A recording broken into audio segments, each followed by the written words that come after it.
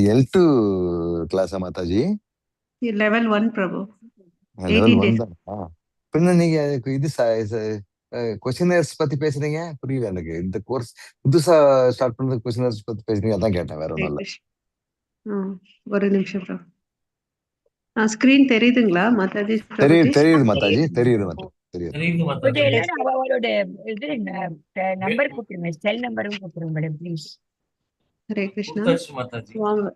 சாம்சங்னு கூப்பிட்டுருக்காங்க இல்லையா, அவங்க பேர்ல ஜாயின் பண்ணா நல்லது. டெலிபோன் பேருக்கு பதில உங்க பேரும் உங்க நம்பரும் கொடுங்க ப்ளீஸ், அப்புறம் ஐடென்டிஃபை பண்ண முடியும். நான் போட்டிருக்கேன் பாரு மாதா, அது சரிதானே? சாம்சங் யாரோ போட்டிருக்காங்களே, சாம்சங் அதான் பேர் போட்டு SMA55 அது போட்டிருக்காங்க. யாரு சாம்சங் போட்டிருக்காங்க?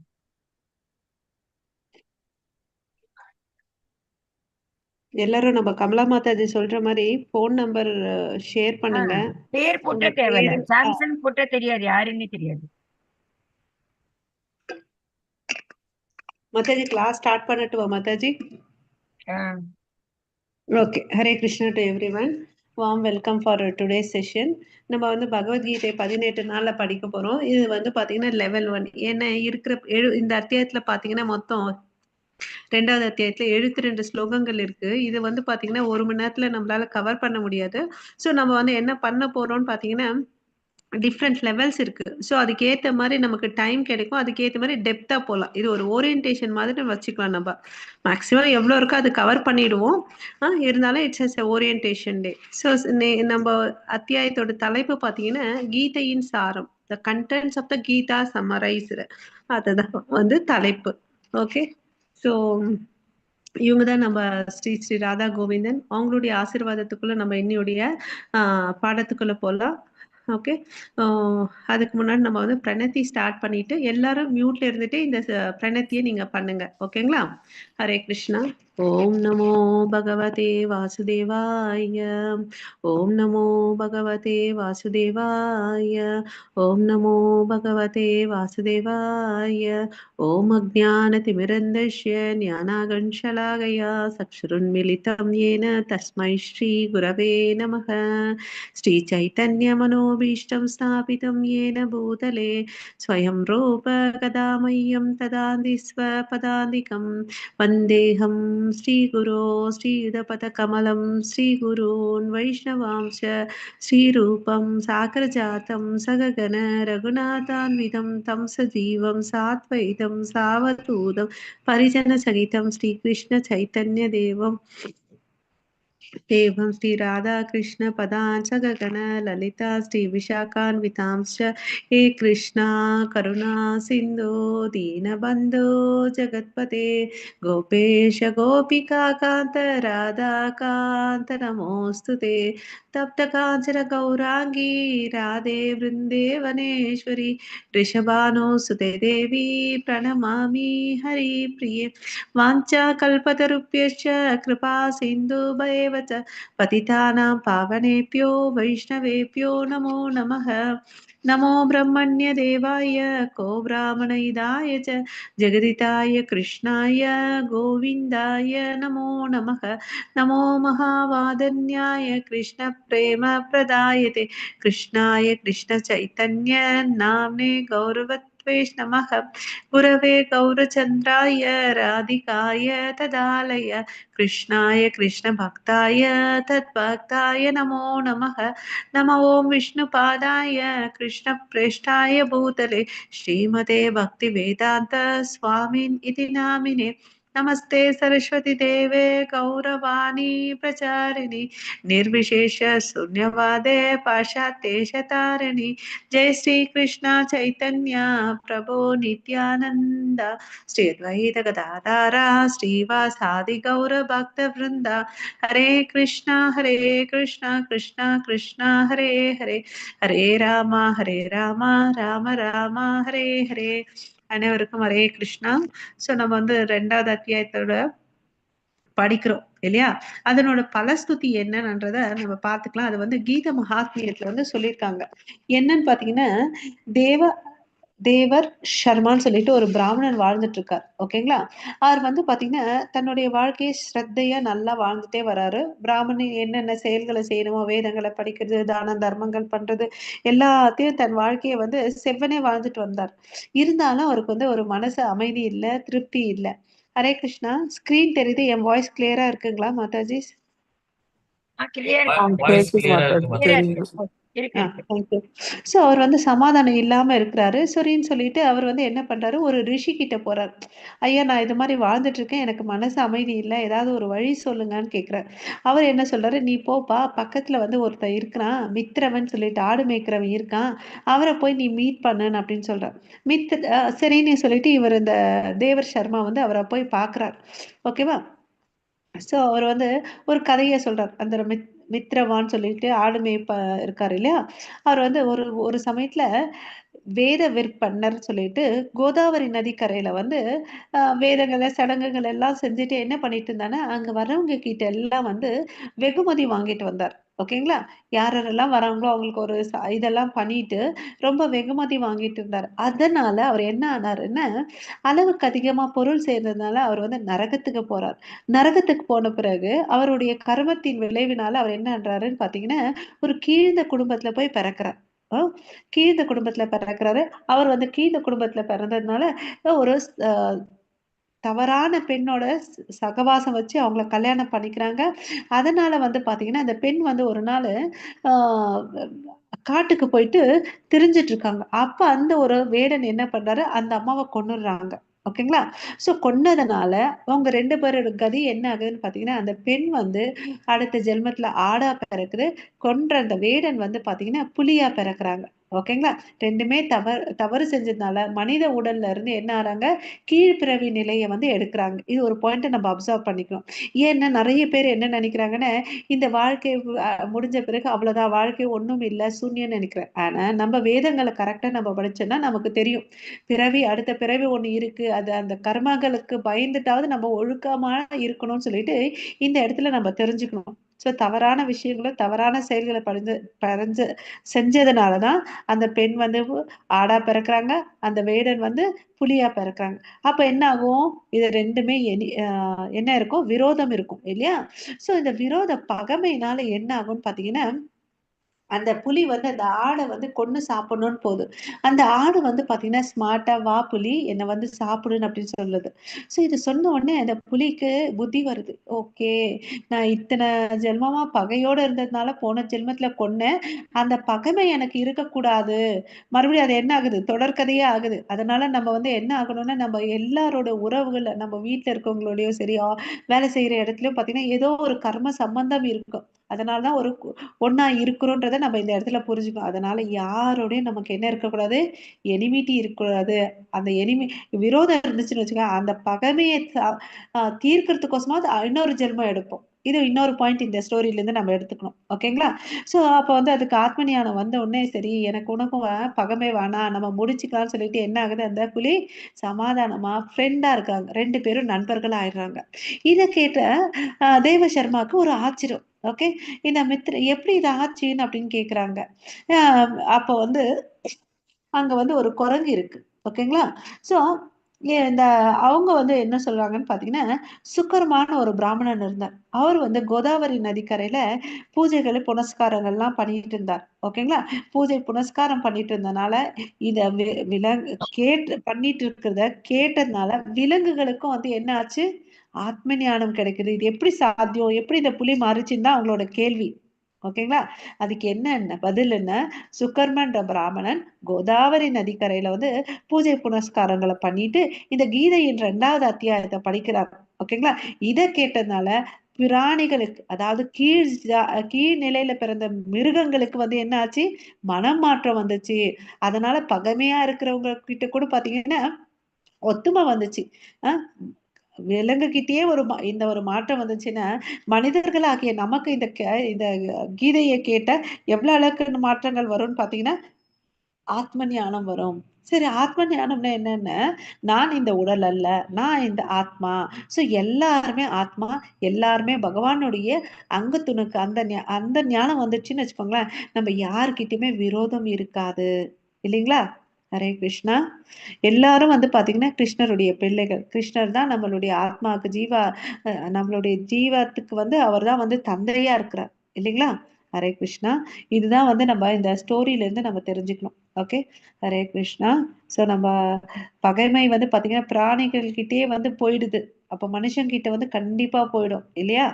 ஹரே கிருஷ்ணா. அந்த ஸ்டோரி எல்லாரும் ஆச்சுங்களா எல்லாருக்கும்? யாராவது அன்மியூட் பண்ணி எஸ் நோன்னு சொல்லுங்க. புரியுது மாதாஜி. ஹரே கிருஷ்ணா மாதாஜி. ஹரே கிருஷ்ணா. ஸோ நம்ம வந்து நேத்து வந்து என்ன பண்ணாங்கன்றத வந்து ஒரு ஃபாஸ்ட் ரீகேப் பண்ணிக்கலாம். நேத்து வந்து பகவத்கீதை ஃபர்ஸ்ட் அத்தியாயம் பார்த்துருப்போம்.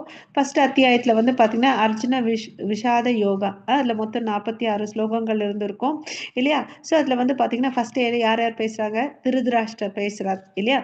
அங்கே சேர்ந்தாங்க இல்லையா? என்னோட பசங்களும் பாண்டவர்களுடைய பசங்களும் எங்க ஆச்சு அங்கேயே வந்து பார்த்தீங்கன்னா அவர் தப்பா பேசுறார், பிரிக்கிறார். என்னுடைய பசங்களையும் பாண்டு யார்? தன்னுடைய சொந்த தம்பி தான் இல்லையா? தாத்தா சொத்து பேரன்களுக்கு உரிமை இருக்கு. ஆனா இவர் என்ன பண்றாரு? குருவு நப்பாசை அவருக்கு இல்லையா? எப்படியாவது என் பசங்களுக்கு எல்லாம் வந்துடணும்னு. அது சாத்தியமா? இல்ல தானே? அந்த நப்பாசை யார்கிட்ட இருந்துச்சு? திருதராஷ்டிரர் கிட்ட இருந்துச்சு. அதனால அவருக்கு அந்த இடத்துல பயம் இருந்துச்சு. சுயநலம் இருந்துச்சு. அவர்கிட்ட இருந்து அது தெரிஞ்சுக்கணும். அப்புறம் துரியோதனன் வந்து பார்த்தீங்கன்னா, தன்னுடைய படை பலத்தை வந்து பெருமையா காட்டிக்கிறார்.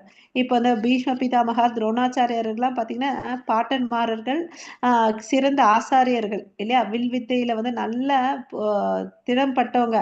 அவங்க கிட்ட போயிட்டு பேசுறாங்க. நீங்க வந்து அதெல்லாம் வந்து பார்த்துக்கணும். இவங்க பசங்க தானே என்னோட பேரன். ஏன்னா பாண்டவர்கள்லாம் இவங்களுக்கு பாண்டவர்களுடைய புத்திரர்கள் மேல இவங்களுக்கு ரொம்ப பிரியம். அது மாதிரிலாம் இருக்கக்கூடாது நீங்கன்னு சொல்லிட்டு அங்க போறாரு. அந்த துரியோதனுடைய மனபுத்தி என்னன்னா தற்பெருமை. என்கிட்ட இவ்வளவு அளவுக்கு இருக்காங்க, இவங்க எல்லாம் இருக்காங்க அப்படின்னு சொல்லிட்டு ஒரு தற்பெருமை இல்லையா? ஏன்னா இவங்க கையில வந்து பாத்தீங்கன்னா 11 அக்ஷகோணிகள் இருக்கும். பாண்டவர்கள் கிட்ட கம்மியா தான் இருக்கும், 7 தான் இருக்கும். தற்பெருமை, நான் தான் ஜெயிக்க போறேன். அப்புறம் வந்து பாத்தீங்கன்னா திரௌபதி வஸ்திராபரம் பண்ணும்போது பீஷ்ம பிதாமகெல்லாம் ஒண்ணுமே பேசல. சரி எனக்கு தான் இந்த வெற்றி கிடைக்கும்னு சொல்லிட்டு ஒரு பேராசை. அப்புறம் அது இல்லாம அவருக்கே பயமும் இருக்கு துரியோதனுக்கு இல்லையா? இதுதான் துரியோதனுடைய மனப்பான்மை. அர்ஜுனன் கிட்ட என்ன மனப்பான்மை பாத்தீங்கன்னா யாராவது சொல்ல முடியுமா? அர்ஜுனுடைய மனசு. ஹரே கிருஷ்ணா. அவர்கிட்ட என்ன இருந்துச்சு? கண்ணீர் இருந்துச்சு, கருணை இருந்துச்சு இல்லையா? ஆமாவா இல்லையா? நேத்து பாருங்க அர்ஜுனன் வந்து சிறந்த வில்வித்தர் இல்லையா? அவர் வந்து மனசு இலகிய மனசு இருந்துச்சு. அவர் வந்து பாருங்க, எனக்கு வந்து நீங்க தேர போய் நடுவுல நிறுத்துங்க. யார் யாரெல்லாம் வந்திருக்காங்கன்னு பார்க்கலான்னு சொல்றார்.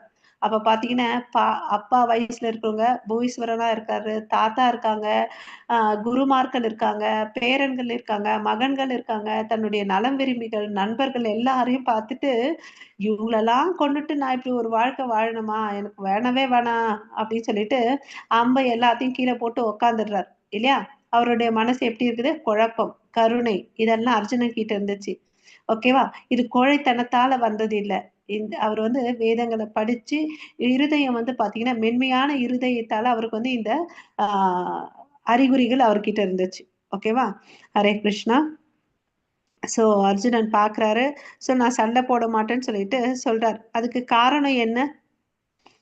அவர்கிட்ட இருந்தக்கூடிய கருணை இல்லையா? ஸோ அத பார்க்கலாம். ஸோ இந்த அத்தியாயத்துல அவருடைய கடைசியில பார்த்தீங்கன்னா, சண்டை நடக்கவே இல்ல. வெற்றி வந்து யார் பக்கம்? சொல்லுங்க பார்க்கலாம். பாண்டவர்கள் பக்கம். அது எப்படி தெரிஞ்சுச்சுன்னு பார்த்தீங்கன்னா, ஏன்னா இங்க வந்து நடக்கிற இடம் வந்து பார்த்தீங்கன்னா, தர்மக்ஷேத்திரம். நீங்க நல்லா பார்த்தீங்கன்னா, இந்த ஒரு ஸ்லோகம் ஸ்லோகம் வந்து பார்த்தீங்கன்னா, திருதராஷ்டிரர் பேசுறார். அவர் பேசுற வேர்ட் பார்த்தீங்கன்னா, தர்மக்ஷேத்ரே குருக்ஷேத்ரே. அவருக்கே தெரியும். அந்த இடத்துல அந்த வார்த்தையில என்ன இருக்கு? தர்மம் தான் வெல்லும். தர்மக்ஷேத்திரம் அது. ஸோ அந்த இடத்துல என்ன சண்டை போட்டா என்ன நடக்கும்? தர்மம் தான் வெல்லும். அதாவது நம்ம சும்மா ஒரு எக்ஸாம்பிள் பார்த்தோம்னு வச்சுக்கோங்களேன். நம்ம இந்தியா வந்து எங்கேயாவது வந்து கிரிக்கெட் மேட்ச் ஆடுறதுக்கு போடுறாங்கன்னு வச்சுக்கோங்களேன், டாஸ் பண்ணுவாங்க. அவங்கவுங்க பார்த்தீங்கன்னா, நம்ம இந்தியால ஆடுனாங்கன்னு வச்சுக்கோங்களேன், கண்டிப்பா வெற்றி வந்து இவங்களுக்கு தான் இருக்கும். ஸோ அந்த எஃபெக்ட் அந்த மண்ணுடைய மகிமை வந்து நமக்கு இருக்கும். இல்லையா? அது மாதிரிதான் அந்த பூமி வந்து குருஷேத்திர பூமி வந்து எல்லா விதமான மத சடங்குகளை செய்யக்கூடிய இடம். அங்க உண்மை, சத்தியம், தர்மம் தான் இருக்கும். அதனால அவருக்கே என்ன ஒரு சந்தேகம். தர்மக்ஷேத்திரம் குருக்ஷேத்திரம் சொல்றோமே, அங்க நடக்க போகுது. அதனால என்ன, அந்த வார்த்தையில என்ன தெரியுது? தர்மம் தான் வெல்லும். யார் பக்கம் தர்மம் இருக்கோ அவங்க தான் ஜெயிப்பாங்கன்னு சொல்லிட்டு ஒரு அறிகுறி இல்லையா? அப்புறம் வந்து அவர்கிட்ட இருந்தது என்ன? தெய்வீக ரத்தம். அது யார் கொடுத்தது? யார் சொல்றீங்க? அர்ஜுனனுக்கு அந்த ரதத்தை யார் கொடுத்தது பரிசா? சூரிய பகவான் மாதாஜி. சூப்பர். சூரிய பகவான். அப்புறம் அவர் கையில வந்து ஒரு வில்லு இருக்கும். காண்டீபா வில்லு. அது யார் கொடுத்தது? நம்ம பரமசிவன் கொடுத்தார் இல்லையா? அப்புறம் அவருடைய கொடியில பாத்தீங்கன்னா கபித்வஜா, அதாவது ஹனுமன் பறந்துட்டு இருப்பார். ஹனுமன் எங்க இருந்தாலும் என்ன நடக்கும்? வெற்றி நிச்சயம். அது நம்ம ராமாயணத்துல பார்த்திருக்கோம் இல்லையா? அவர் வந்து அந்த கடலை கடந்து போய் சீதா மாதாவை வந்து ராமரோட சேர்த்து வைக்கிறார் இல்லையா? அப்புறம் வந்து பாத்தீங்கன்னா சங்கு நாதங்கள், ஒவ்வொருத்தரும் ஒரு ஒரு சங்கு நாதங்கள் ஊத்துறாங்க போர் ஆரம்பிக்கிறதுக்கு முன்னாடி. ஆனா இங்க வந்து பாத்தீங்கன்னா இந்த பாண்டவர்கள் ஊதக்கூடிய சங்குக்கு தான் வந்து பெயர்கள் இருக்கு. இதே கௌரவர்கள் படையில ஊதக்கூடிய சங்குல வந்து பெயர் எதுவுமே இல்லை. ஆமா இல்லையா? கிருஷ்ணர் ஊதுன சங்கு பேர் என்ன? ஹரே கிருஷ்ணா. யார் சொல்றீங்க? பிரபு மாதாஜி. பாஞ்சஜன்யம். பாஞ்சஜன்யம். பாஞ்சஜன்யம் இல்லைங்களா? அர்ஜுனன் ஊதுனது தேவதத்தம். சோ இவங்க எல்லாம் பாத்தீங்கன்னா ஒவ்வொரு சங்குக்கு இது பெயர்கள் இருக்கு. சுகோஷ மணிபுஷ்பக இது நகுல சகாதேவா ஊதுனது இல்லையா? சோ இது மாதிரி இவங்க பண்ண ஒவ்வொரு சங்குக்கு வந்து பாத்தீங்கன்னா தெய்வீகமானது. அதனால அதுக்கு ஒவ்வொரு பெயர்கள் இருக்கு இல்லையா? தேவதத்தம் அப்படின்னு சொல்லிட்டு பௌந்திரம். சோ இந்த நாதங்கள்ல வரக்கூடிய மகிமைகளும் வந்து பாத்தீங்கன்னா தெய்வீக அலைகள் கொண்டது. அதனால வெற்றி இவங்களுக்கு தான் அப்படின்னு சொல்லிட்டு சொல்றாங்க. தெக்தா ஜீவிதா. அப்புறம் ஆரம்பிச்ச நாள் வந்து பாத்தீங்கன்னா மோக்ஷத ஏகாதசி. ஓகே, எங்கெல்லாம் கிருஷ்ணர் இருக்காங்களோ அவங்க கூட யார் இருப்பாங்க? கிருஷ்ணர் விஷ்ணுவுடைய இருதயத்துல யார் இருக்காங்க? நித்தியமா யார் வாசனை பண்ணிட்டு இருக்காங்க? லக்ஷ்மி மகாலட்சுமி. தேவி. சூப்பர். அப்புறம் வந்து பாத்தீங்கன்னா ரிஷிகேஷா, இந்த பக்கம் ரிஷிகேஷா இருக்கார் இல்லையா? கிருஷ்ணருக்கு இன்னொரு பெயர் வந்து ரிஷிகேஷா. புலன்களின் அதிபதினால அவருக்கு ரிஷிகேஷான்னு சொல்றோம். சோ இவங்க எல்லாம் ஒரு பக்கம் இருக்கிறதுனால, இந்த அறிகுறி எல்லாம் இருக்கிறதுனால கண்டிப்பா வெற்றி யாருக்கு? இந்த கௌரவர்களுக்கு அல்ல, பாண்டவர்களுக்குன்றத நம்ம இந்த இடத்துல தெரிஞ்சுக்கலாம். ஓகேங்களா? இதுல ஏதாவது சந்தேகம் இருக்கா? ஹரே கிருஷ்ணா. ஓகே. சோ அர்ஜுனன் வந்து சண்டை போட மாட்டேன்னு சொல்லிட்டு சொல்றாரு. ஒரு 5 காரணம். யார் சொல்றீங்க? 1 கருணை இல்லையா? அதாவது இரக்கம். அதுக்கு அடுத்தது என்ன? பாவம். இதை செய்யறதுனால பாவம் தான் வரும். இல்ல எந்த ஒரு சந்தோஷமும் இருக்காது. இன்பம் இல்லை. எல்லாரையும் கொண்டுட்டு நான் அந்த ரத்தக்கரையோட நான் என்னுடைய ராஜ்யத்தை வந்து நான் என்ன ஆள போறேன் இல்லையா? நான் வந்து ஒரு பொருள் நான் வாங்கிட்டேன்னா நம்ம 4 பேர் காமிக்கணும். அந்த 4 பேர் நம்ம பக்கத்துல இல்லைன்னா அந்த பொருளை வாங்கி அனுபவிக்க முடியுமா? சோ எனக்கு இந்த ராஜ்யம் கிடைச்சா கூட நான் ஷேர் பண்ணி சந்தோஷமா இருக்க முடியாது. இன்பம் இன்மைன்னு சொல்றார். அப்புறம் குடும்ப பாரம்பரியம் போயிடும் அப்படின்றார். அவர் பாருங்க எல்லாத்தையும் யோசிக்கிறார் அர்ஜுனன். ஓகேவா? சோ இங்க பாத்தீங்கன்னா கிருஷ்ணர் வந்து கிருஷ்ணருடைய சாரதியா இருக்காங்க. சோ அவரோட இந்த படைக்கு நடுவுல வந்து தேரை நிறுத்துறாங்க. இங்க என்னடா குடும்ப பாரம்பரியம், சண்டை யுத்தத்துல வந்து இதெல்லாம் பேசுற வார்த்தையா? சண்டை போடணும் முடிச்சாச்சு இல்லையா? இந்த இடத்துல வந்து குடும்ப பாரம்பரியம் போயிடும் அப்படி இப்படி சொன்னா கரெக்டா? அப்பனா அவர் யோசிக்கிறார் இல்லையா? யோசிக்கும் திறமை பாருங்க. இந்த சண்டை நடந்த விளைவுகள் என்னென்ன நடக்கும், ப்ரோஸ் அண்ட் கான்ஸ்ன்னு சொல்லுவோம் இல்லைங்களா? அது யோசிக்கிறார். என்ன இங்க குடும்ப பாரம்பரியம் போயிடும்? ஏன்னா வந்திருக்கக்கூடிய ஆண் வீரர்கள் எல்லாம் இறந்துட்டாங்கன்னா பெண்கள் விதவை ஆயிடுவாங்க இல்லையா? அப்புறம் வந்து பாத்தீங்கன்னா வீட்டுல வயசானவங்க இருப்பாங்க. அவங்களுக்கு வந்து அவங்க எல்லாம் இறந்து போயிட்டீங்கன்னா அந்த ஸ்ரத்தா பண்ணணும். அந்த ப்ரொசீஜர் எல்லாம் யாருக்குமே தெரியாம போயிடும். வீட்டுல பெரியவங்க இருந்தா தானே ஒருத்தவங்க சொல்லு கொடுப்பாங்க, ஒருத்தவங்க பசங்க செய்வாங்க இல்லையா? வந்தவங்க வீரர்கள் எல்லாம் இறந்துட்டாங்கன்னா அந்த ஸ்ரத்தையை யார் பண்றது? யார் சொல்லி கொடுக்கறது இல்லையா? அப்போ அந்த ஆத்மாக்களுடைய நிலைமை என்ன ஆகும்? சோ பெண்களுக்கு பாதுகாப்பு எங்க இருக்க போது? அவங்கள வந்து பாத்தீங்கன்னா யாராவது வந்து தாக்குனாங்கன்னா அப்ப தேவையில்லாத ஒரு குழந்தை பழக்கம், வர்ண சங்கர் ஆகும். சோ இதெல்லாம் நடக்கும்பா. சோ இந்த சண்டையே வேண்டாம் அப்படின்னு சொல்லிட்டு இரு மனத்தோட இருக்கிறாரு அர்ஜுனன். ஓகேங்களா? அவருக்கு வந்து கோழைத்தனத்தால வந்து சண்டை போட மாட்டேன்னு சொல்லல. இதெல்லாம் யோசிச்சு இந்த காரணங்களுக்கோசம் வந்து அவர் சண்டை போட மாட்டேன்னு சொல்றார் இல்லையா? ஸோ இப்போ வந்து நம்ம இந்த அத்தியாயத்துக்குள்ள போலாம். ஸோ இங்க வந்து இந்த அத்தியாயத்துல வந்து அவர் கேட்ட கேள்விகளுக்கு எல்லாம் வந்து இந்த இடத்துல வந்து கிருஷ்ணர் வந்து பதில் சொல்ல போறார். ஓகேங்களா? முதல் 10 ஸ்லோகம் பார்த்தீங்கன்னு வச்சுக்கோங்களேன், அர்ஜுனன் பேசுறார். ஓகேங்களா? அர்ஜுனன் பேசுறாரு. 11வது ஸ்லோகத்துல இருந்து கிருஷ்ணர் பகவான் வந்து பேச போறார். ஓகேங்களா? அதாவது இவ்ளோ நேரம் வந்து பாத்தீங்கன்னா அர்ஜுனன் பேசினதை பொறுமையா கேட்டுக்கிட்டார். அர்ஜுனனுடைய ரோல் பிளே என்னெல்லாம் பண்ணாரு பாத்தீங்கன்னா, ஒரு ஆஹ் கசனா இருந்தார், மாமா பையனா இருந்தாரு இல்லையா? அப்புறம் வந்து நண்பனா இருந்தாரு. அப்புறம் இப்ப வந்து பாத்தீங்கன்னா தூதுவரா, இந்த சண்டை போடுறதுக்கு முன்னாடி எவ்வளவு அளவுக்கு சமாதானம் பேச முடியுமோ துரியோதனன் கிட்ட கிருஷ்ணரே தூதுவரா போனார். யோசிச்சு பாருங்க, சாட்சாத் முழு முதற் கடவுள் என்னென்ன வேலை செய்யறாரு இல்லையா? அதுக்கு அடுத்தது இப்போ வந்து தேரோட்டியாவும் ஆயிட்டாரு. யாராவது நம்மள டிரைவர் கூப்பிட்டா நமக்கு பிடிக்காது.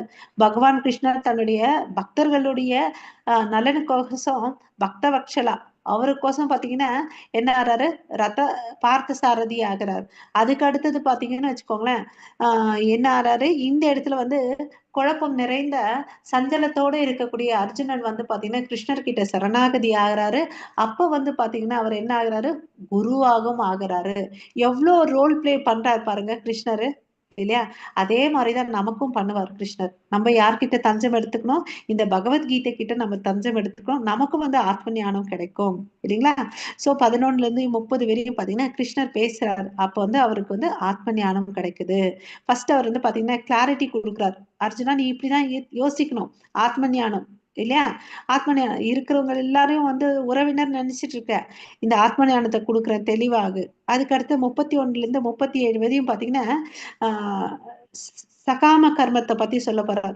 ஏதாவது நீ சண்டை போட்டுன்னு வச்சுக்கோயேன், ஜெயிச்சேன்னா உனக்கு அஸ்தினாபுரத்துக்கு அரசனாக போற, தோத்து போயிட்டேன்னா ராஜ்யத்துக்கு வர போற, எங்க சொர்க்கத்துக்கு வர போற. சோ எதை பண்ணாலும் உனக்கு வந்து நன்மைதான் கிடைக்க போகுது, அதை நீ பண்ணுன்னு சொல்ற. சகாம கர்ம யோகம்னா என்ன அர்த்தம்னா, நம்ம சந்தோஷமா இருக்கணும்னு நினைச்சிட்டு செய்யறது. ஓகேங்களா?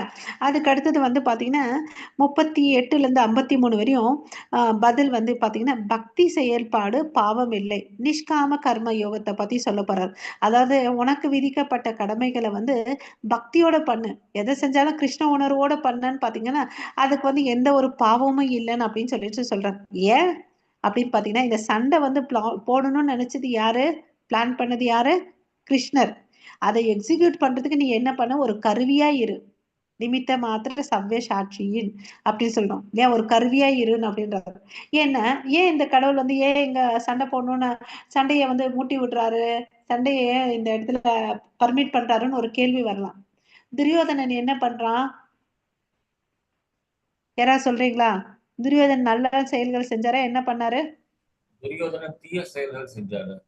அவர் ஆஹ் ஏ ஆஹ் பாண்டவர்களுக்கு 5 வீடு கூட கொடுக்கறதுக்கு தயங்குறாரு. சூப்பர். ரொம்ப பேராசை பிடித்தவரா இருக்காரு. சூப்பர். அவர் வந்து எப்பயாவது பாண்டவர்களை வந்து அழிச்சிடணும்னு பாக்குறாரு. பாண்டவர்கள் ரொம்ப கரெக்ட். நல்லவர்கள். ஆனா வந்து அவங்களை கரெக்ட். அழிக்கணும்னு நினைக்கிறது தப்பு. இது எனக்கு கரெக்ட். புரிஞ்சது. அப்புறம் அதுக்கு வந்து அந்த சூப்பர் பிரபு, தேங்க்யூ சோ மச் பிரபு. வேற ஏதாவது சொல்றீங்களா? சாப்பாடுல விஷம் கலந்து கொடுத்தாங்க, ஆமாவா இல்லையா? இல்லையா? மாட்டார் மனைவி மேல ஆசைப்பட்டாங்க, தப்பா இல்லையா? வீட்டுக்கு நெருப்பு வச்சாங்க, அவங்களோட சொத்தை அபகரிக்கிறாங்க, இதெல்லாம் தப்பா இல்லையா? எல்லாமே தவறுதான். எல்லா விதமான தவறு செயல்களை வந்து கௌரவர்கள் பண்றாங்க. அவங்க அப்பாவும் பையனுக்கு உடந்த, துரியோதனுக்கு திருதராஷ்டிரர் உடந்த, எப்படியாவது எல்லாத்தையும் நான் பசங்களுக்கு வந்துடணும்னு சொல்லிட்டு நப்பாசை அவருக்கு இல்லையா? நப்பாசை, எப்படியாவது என் பசங்க ஜெயிச்சிருவாங்களான்னு சொல்லிட்டு இல்லையா? சோ அவங்க வந்து பாத்தீங்கன்னா எல்லா விதமான அக்கிரமங்களை செஞ்சிருக்காங்க. வேதங்களே சொல்லியிருக்கு, இது மாதிரி விஷம் வச்சவன, நெருப்பு வச்சவன, மாற்றான் மனைவிய அபகரிக்கிறவன், சொத்தை திருடுறவன், அவனை வந்து தவறானவன், அவனை தண்டிக்கப்பட வேண்டும் சொல்லிட்டு வேதங்கள்ல சொல்லியிருக்கு. ஓகேங்களா? அதனாலதான் யோசிச்சு பாருங்க, திரௌபதியை வஸ்திராபனம் பண்ணாங்க, அதை பார்த்துட்டு மக்கள் என்ன பண்ணுவாங்க, அரசன் எவ்வழியோ மக்கள் அவ்வழி இல்லையா? அப்ப என்ன ஆகும், அங்க இடத்துல தர்மம் அழியும் இல்லையா? எங்க ஒழுக்கம் இருக்கும்? சீர்கேடா இல்லையா? அதனால கெட்டவன் கையில வந்து அரசாட்சி போகக்கூடாது, தர்மத்தை நிலைநாட்ட நான் யுக யுகந்தோறும் வருவேன்னு சொல்லிட்டு கிருஷ்ணர் சொல்லியிருக்காரு இல்லையா? அதனாலதான் இந்த கிருஷ்ணர் வந்து இந்த இடத்துல இந்த சண்டையை வந்து நிர்ணயிக்கிறார். அதுக்கு முன்னாடி சமாதான தூதுவன் எல்லாம் பண்ணார். இப்ப பிரபு சொன்ன மாதிரி 5 வீடா கொடுன்றாரு. அதுக்கு முன்னாடி 5 கிராமத்தை கொடுன்னு கேட்கிறாரு, 5 வீடை கொடுன்றாரு. அதுக்கு என்ன பதில் சொல்றான்? எதுக்குமே உதவாத நிலத்தையாவது கொடுப்பான்னு கிருஷ்ணர் கேட்கிறார். ஊசி முனை அளவுக்கு மண்ணு கூட தரமாட்டேன்னு சொன்னாரு. அதனாலதான் வந்து கிருஷ்ணர் என்ன பண்றாரு? இந்த சண்டையை வந்து தீர்மானிக்கிறார் இல்லையா? சோ இந்த சண்டைக்கு வந்து பாத்தீங்கன்னா காரணம் தர்மத்தை நிலைநாட்டுறதுக்கோசம் தான். ஓகேங்களா? இதை நம்ம கரெக்டா புரிஞ்சுக்கணும். அப்பதான் நம்ம வந்து நமக்கு கிளாரிட்டி கிடைக்கும். ஓகேவா? சோ சோ இது வந்து கிருஷ்ணருடைய பிளான், சண்டை போட வேண்டியது. அதனால கிருஷ்ண உணர்வோடு செய்யறதால அர்ஜுனனுக்கு எந்த பாவமும் வரப்போறது இல்ல. ஓகேங்களா? அதுக்கடுத்து வர்ணாசிர சங்கத்தை தடுக்க ஒரு முன்மாதிரியாக இருங்கள். ஓகேவா? வர்ண அதாவது குடும்ப பாரம்பரியம் போயிடும்னு சொன்னாரு இல்லையா? தேவையில்லாத குழந்தைகள் வந்துச்சுன்னு வச்சுக்கோங்களேன், அங்க எங்க இருந்து தர்மம் இருக்க போகுது? இல்ல, அங்க வந்து குடும்பம் வந்து சீர்கேடும் இல்லையா? அதுக்கு அடுத்தது வந்து பாத்தீங்கன்னா இருமணத்துக்கு வந்து எங்க பதில் சொல்றாருன்னு பாத்தீங்கன்னா 41வது ஸ்லோகத்துக்கு வந்து ஸ்லோகத்துல சொல்றாரு, உறுதியுடன் ஆண்டவருக்கு சேவை செய்யுங்கள். அப்ப செய்யும் போது நமக்கு என்ன ஆகுது? கிளாரிட்டி கிடைக்கும். பொறுமையா நம்மளும் இந்த பகவத்கீதை கிளாஸை கேட்டுட்டு அப்போ டைம் கிடைக்கும் போதெல்லாம் வந்து நம்ம பிரபுபாதா கொடுத்துருக்கக்கூடிய பர்பட் டிரான்ஸ்லேஷன் எல்லாம் படிச்சோன்னு வச்சுக்கோங்களேன், நமக்கும் வந்து கண்டிப்பா வந்து கிளாரிட்டி கிடைக்கும். ஓகேவா? ஸோ இதுக்கும் இந்த ஃபர்ஸ்ட்டுக்கும் செகண்டுக்கும் இருக்கக்கூடிய ரிலேஷன், அதாவது என்னன்றதை பார்க்கலாம், என்ன தொடர்பு இருக்குன்னு பார்க்கலாம். ஓகே, ஸோ சஞ்சயன் வந்து என்ன சொல்றாரு?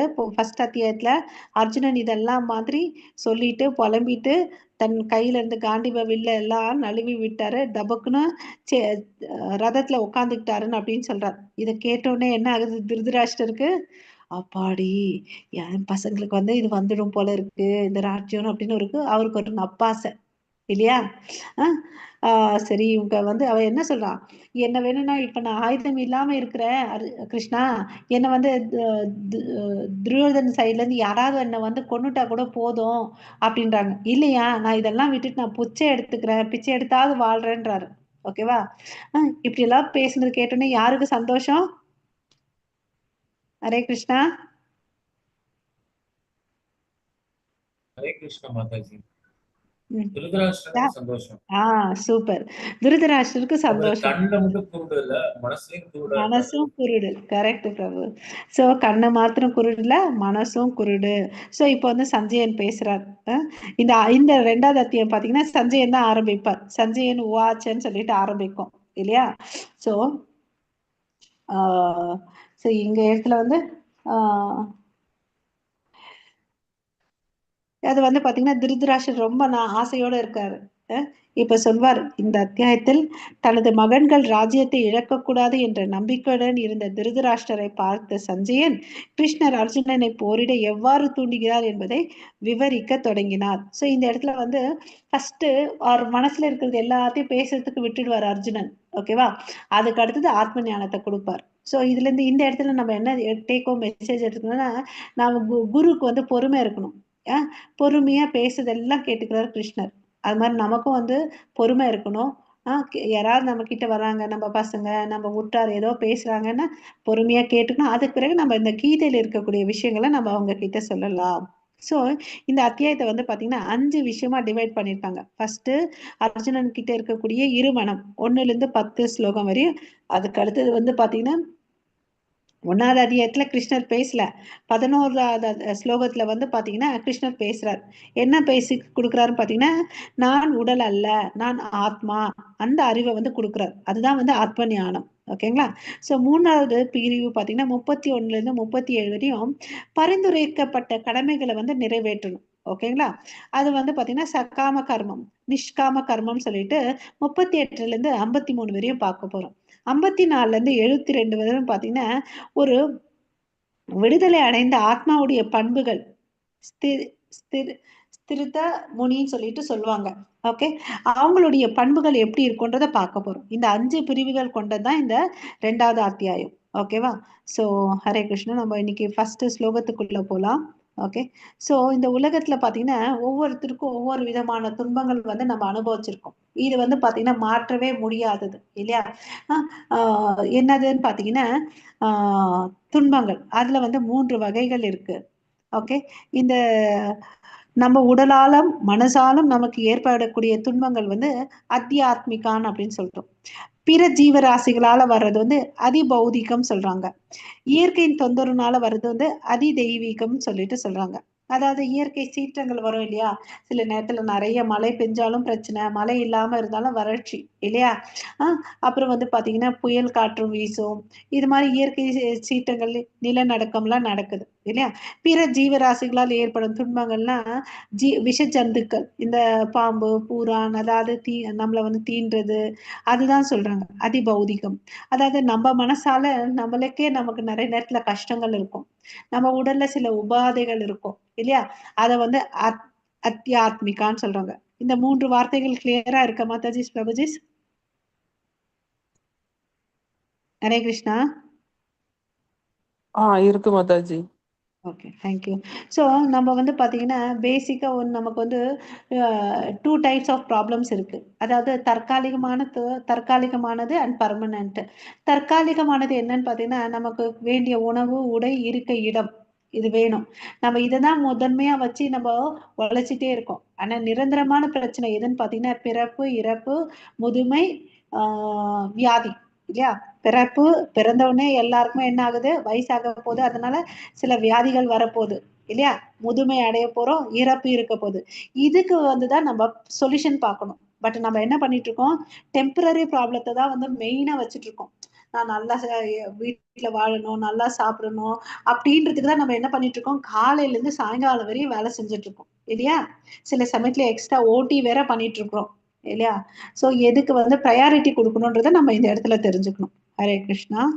ஸோ ஓம் நமோ பகவதே வாசுதேவாய, ஓம் நமோ பகவதே வாசுதேவாய, ஓம் நமோ பகவதே வாசுதேவாய, ஓம் ஸ்ரீ கிருஷ்ணா பரமாத்மனே நமக. அத வியாதியோத்யாய சாங்கிய யோக. மாதாஜி ஸ்லோகம் படிக்கிறீங்களா? படிக்கிறேன் மாதாஜி. எத்தனா ஸ்லோகம்? 2.2 2.2. ஓகே மாதாஜி, படிக்கிறேன். இந்த ஸ்லைடு தெரியுது இல்லையா? படிக்கிறேன் மாதாஜி. காலை ஸ்லைடு ஸ்லைடு ஓம் தெரியுது ஸ்ரீ மாதாஜி. பரமாத்மனே கீழே மட்டும் கம்மியா தெரியுது மேம். கீழே வந்து குறுக்கின்றன இருக்கு இல்லையா, அது மறையிறது. படிக்கட்டுமா? ஆஹா, 2.2 தானே? ஓகே. ஸ்ரீ பகவான் உவாச்ச புதுஸ்வ கஷமலம் இதம் விஷமே சமுபஸ்திதம் அநார்ய ஜுஷ்டமஸ்வர்க்கம் ஈதீகரம் அர்ஜுன. ஸோ இங்க வந்து பாத்தீங்கன்னா இங்க இதுக்கு முன்னாடி ஃபர்ஸ்ட் ஸ்லோகத்துல சஞ்சயன் பேசுறாரு. அவர் வந்து ஒரு வார்த்தை யூஸ் பண்றாரு, மதுசூதனகன் அப்படின்னு சொல்லிட்டு. ஓகேவா? ஸோ மதுசூதனன்ற வார்த்தைக்கு என்ன அர்த்தம்? மது என்ற அசுரனை கொன்றதுனால கிருஷ்ணருக்கு ஒரு பெயர் மதுசூதனா. சரிப்பா, இந்த இடத்துல ஏன் சஞ்சயன் யூஸ் பண்ணாரு அப்படின்னு பாத்தீங்கன்னா, அர்ஜுனன் மனசுல என்ன இருக்கு?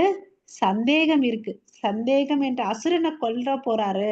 அதனால இந்த இடத்துல சஞ்சயன் வந்து மதுசூதனா என்ற வார்த்தையை யூஸ் பண்றார். சோ இந்த இடத்துல பாத்தீங்கன்னா கஷ்மலம், அதாவது இங்க வந்து திட்டாரு.